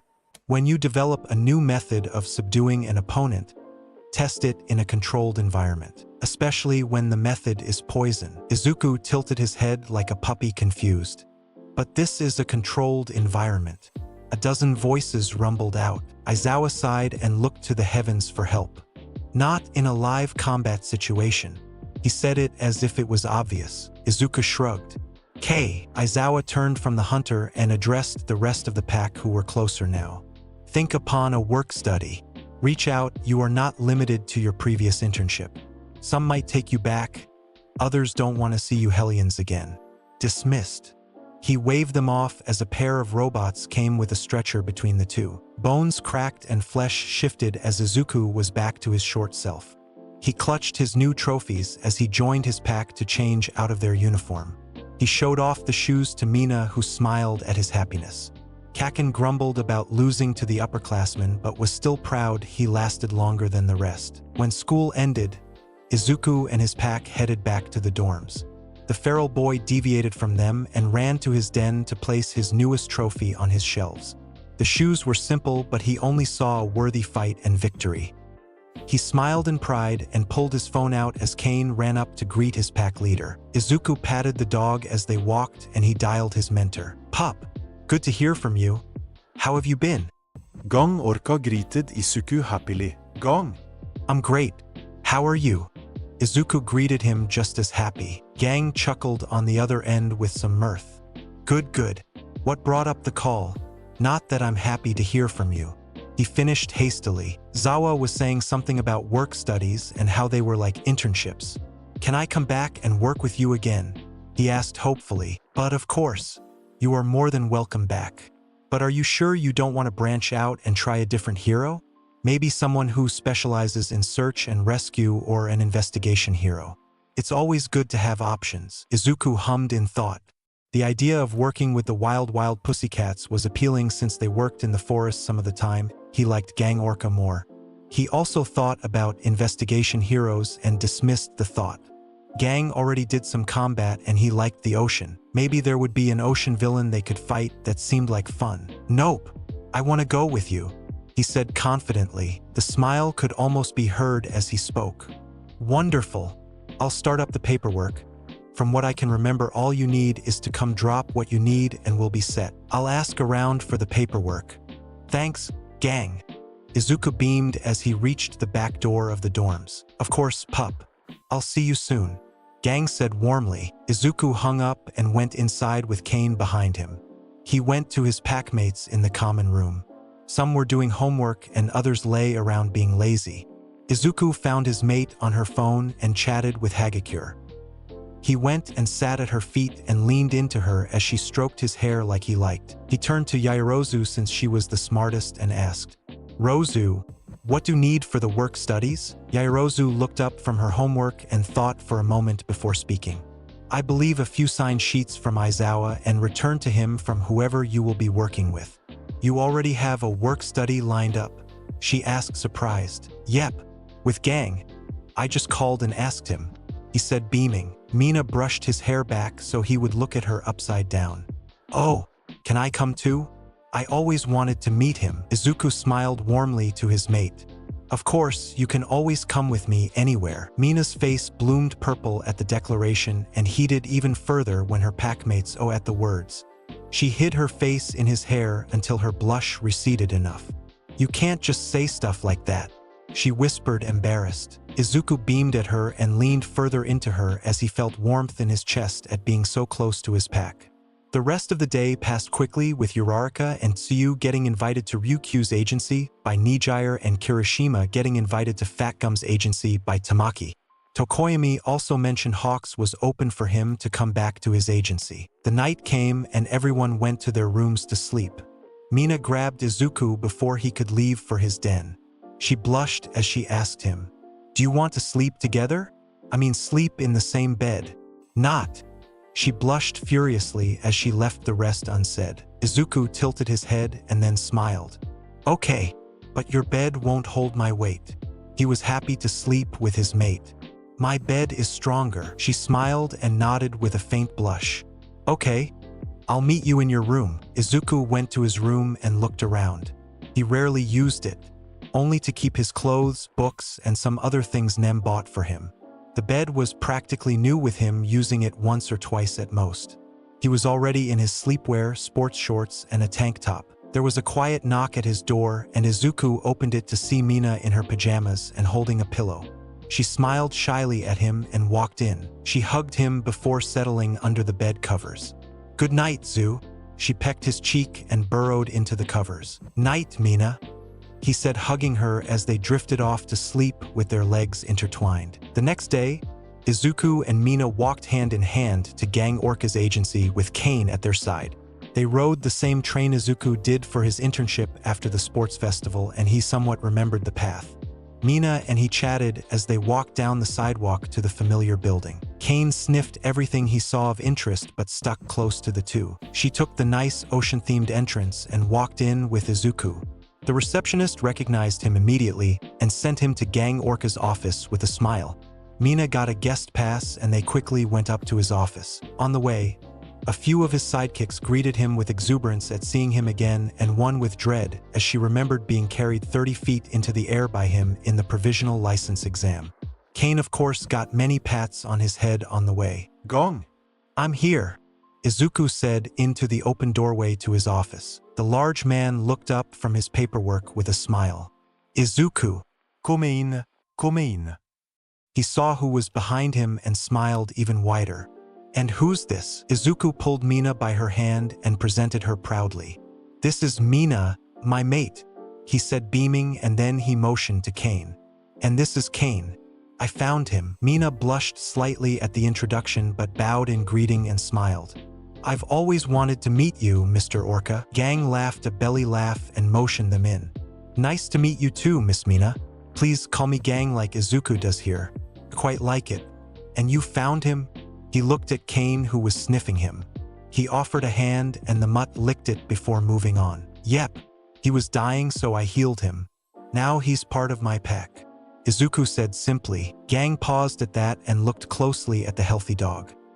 His fur was long but clean, with no obvious wounds, and very clean teeth when he caught a glance.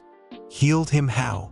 He raised a brow at Izuku. Izuku went on to explain the whole story of him finding Kane hurt and asking for help, his experimental healing procedure and subsequent success. He left out his involvement in healing Tenya's brother because that was illegal. Also, he has an emotional telepathy quirk, he added as an afterthought. Gang let out a long sigh and rubbed his bald head. "Well, that's one hell of a story. You can heal others, that's incredible." "Bad word, right?" Gang smiled. "Well, I can say you keep surprising me at every turn. From being able to grow wings, beating Mirko, and now healing others. You'll be a great hero," Gang said warmly. Izuku felt warmth fill his chest and Mina patted his hand with hers with an encouraging smile. "Thanks, Gang. Well, I suppose we should get that paperwork done." The hero clapped his hands and grabbed a pen. Half an hour later, a group picture for Mina, and they were headed out of the agency. Since they had time, Mina wanted to explore the area and maybe find a good restaurant for them to eat at. Izuku was more than happy to go with her plan as they walked aimlessly through the streets and stopped at any shop they found interesting. Kane happily trotted beside them. "I swear I heard there was supposed to be a good pastry shop around here," Mina complained. She was pulling her phone out and looking around at the building. Izuku, not having a sense of direction to save his life in the city, let her deal with them being lost. Meanwhile, he looked around at the quieter place in the city. Kane was nearby sniffing the area and perked up when he caught a scent. The mutt rounded a corner in an alleyway, and Izuku tugged Mina to see what Kane found. Kane was sniffing something behind a stack of boxes and barked at Izuku before turning back. Izuku's senses were turned pretty low since he didn't like the city smell, so he only caught the scent of old and fresh blood mixed in. A small child was cowering behind the boxes, trepidation obvious on her face at the strangers. She had silver hair and one horn poking out the side of her forehead. "You're hurt. That's a lot of blood." Izuku frowned and knelt by Kane, sensing her obvious discomfort and fear. Mina gasped slightly at seeing the child in such a state. she quieted when the child flinched. "It's okay. Are you hurt? Help, please." The girl began to cry. Kane's hackles rose and he lowered his body, turning deeper into the alleyway. He growled in a low, menacing tone as he connected to Izuku. He sent danger and blood through the connection. Izuku rose from his crouch as he put himself between his mate and whoever was coming. What a waste of time. It's time to find a new supplier and that cursed child. A voice was heard as footsteps rounded the alleyway. "Run," the child pleaded. Mina grabbed the girl and pulled her into her arms as she kept an eye on where Izuku was watching. She wondered if encountering villains on their days off was due to Izuku's bad luck or hers. Chapter 51. Not again. Mina held the shivering girl to her chest as she backed away from the footsteps. She kept an eye on the entrance of the alleyway just as she was trained and pulled her phone out to call for help. Whether or not Izuku could beat whoever the girl was hiding from, they needed to call this in. And since they didn't have access to the appropriate channels, she called Izuku's adoptive mother. "What are you doing with my daughter?" The man with the bird mask asked Izuku. His eyes flickered from him to Kane to Mina and the child in her arms. Izuku's eyes took in the man as he stopped in front of them. She was hiding and scared from someone. His posture was lower to the ground and ready to pounce at a moment's notice. "Ah yes, she is afraid of punishment after disobeying me and running away once again. Give her to me," the man said as he pulled off his gloves. Kane growled and Izuku agreed with his packmate. While he didn't sense a lie, he sensed malice radiating off of him in waves. Why does she have bandages like that? Only hurt people wear those. Izuku opened an eye on the back of his neck to help Mina keep an eye on their backs. "Don't you know it's inappropriate to ask questions like that?" the increasingly annoyed man asked. "No, I don't. I'm still learning. Are you the one that hurt her?" Izuku said honestly. The man turned from him and looked at the child. "Eri, come here now, or there will be more severe consequences." "No, I don't think so. You give me the capital B bad vibe," Mina said as she continued to back away from them. "It's all right, Aizu is strong," she said more quietly to Eri. "No, he'll kill you," Eri said crying. "You've made your choice," the villain said as he slapped his hand on the alleyway wall. Dozens of stone spears shot out of the wall to impale Izuku and Kane where they stood. Izuku didn't have to tell Kane to get under him as he formed bone shields on his arms. The spears impacted with enough force to crack the reinforced bones.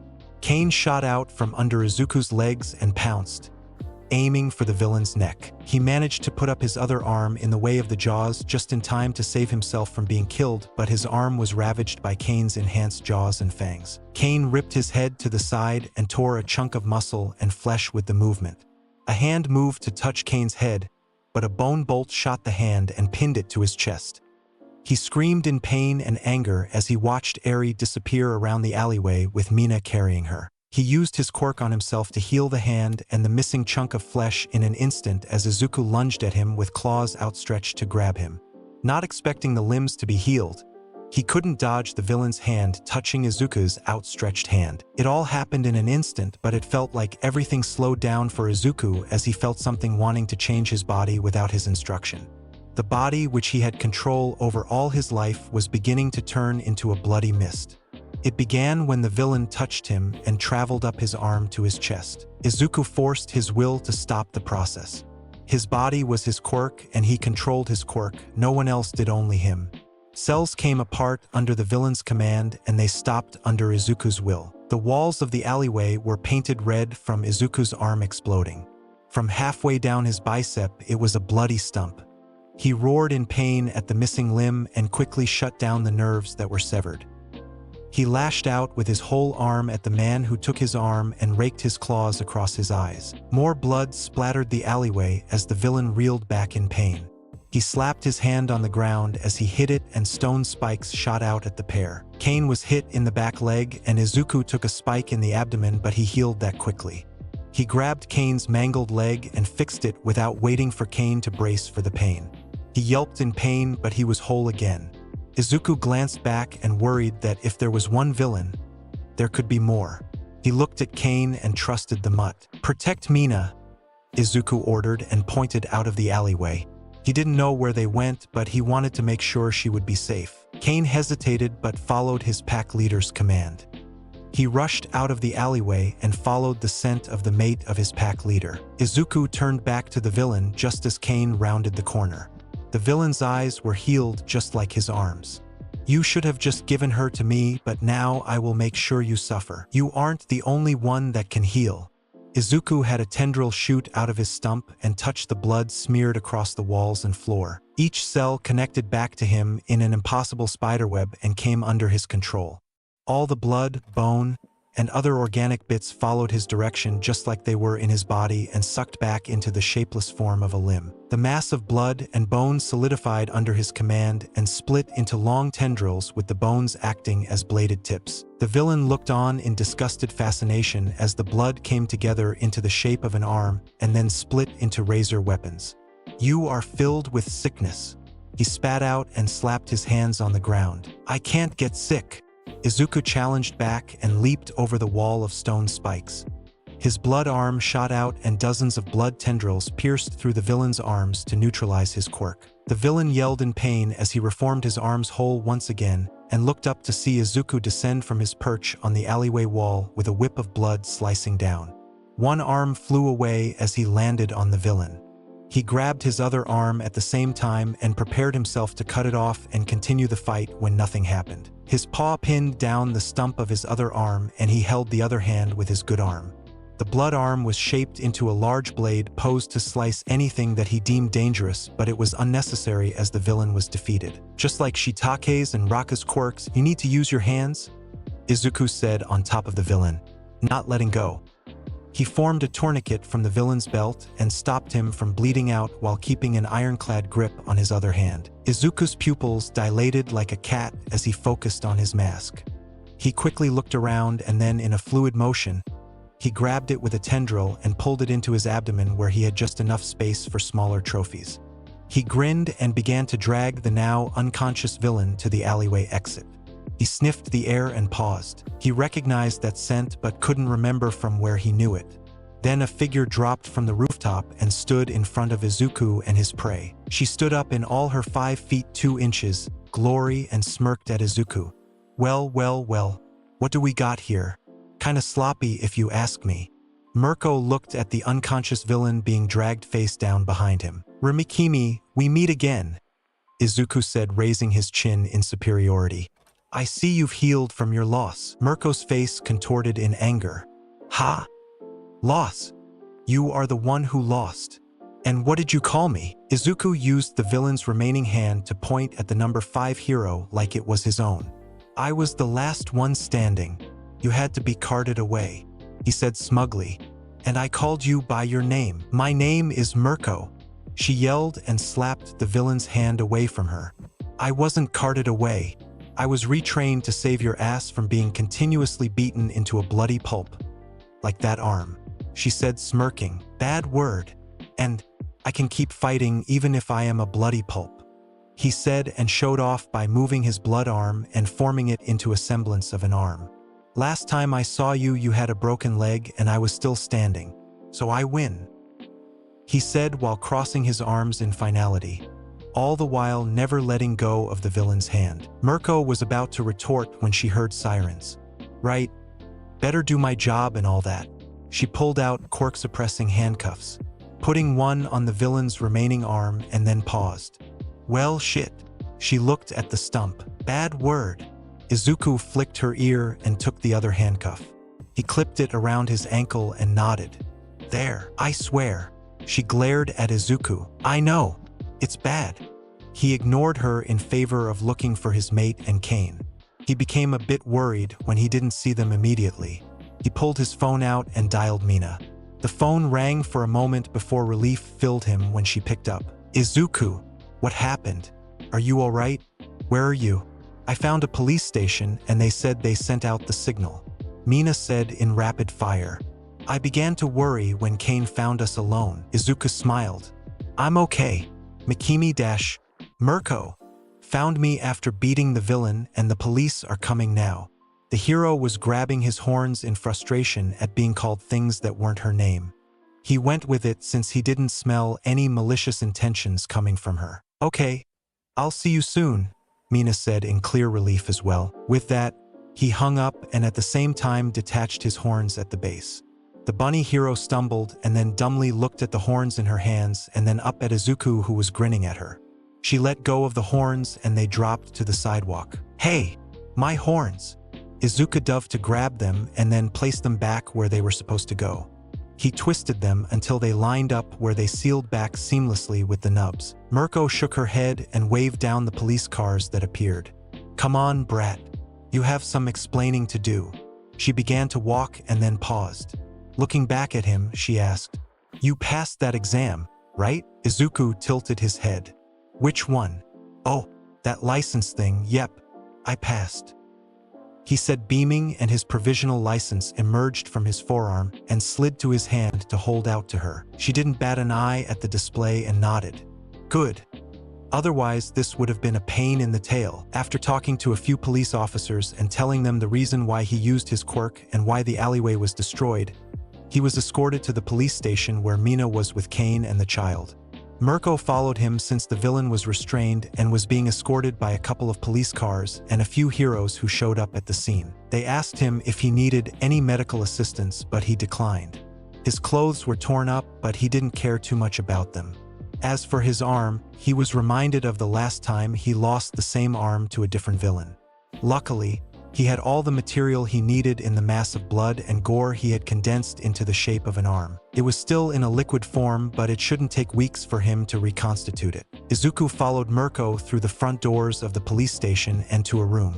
Opening the door showed Mina seated with Kane at her side. Gang Orca was kneeling in front of Eri, who was being cleaned up by his gentle hand.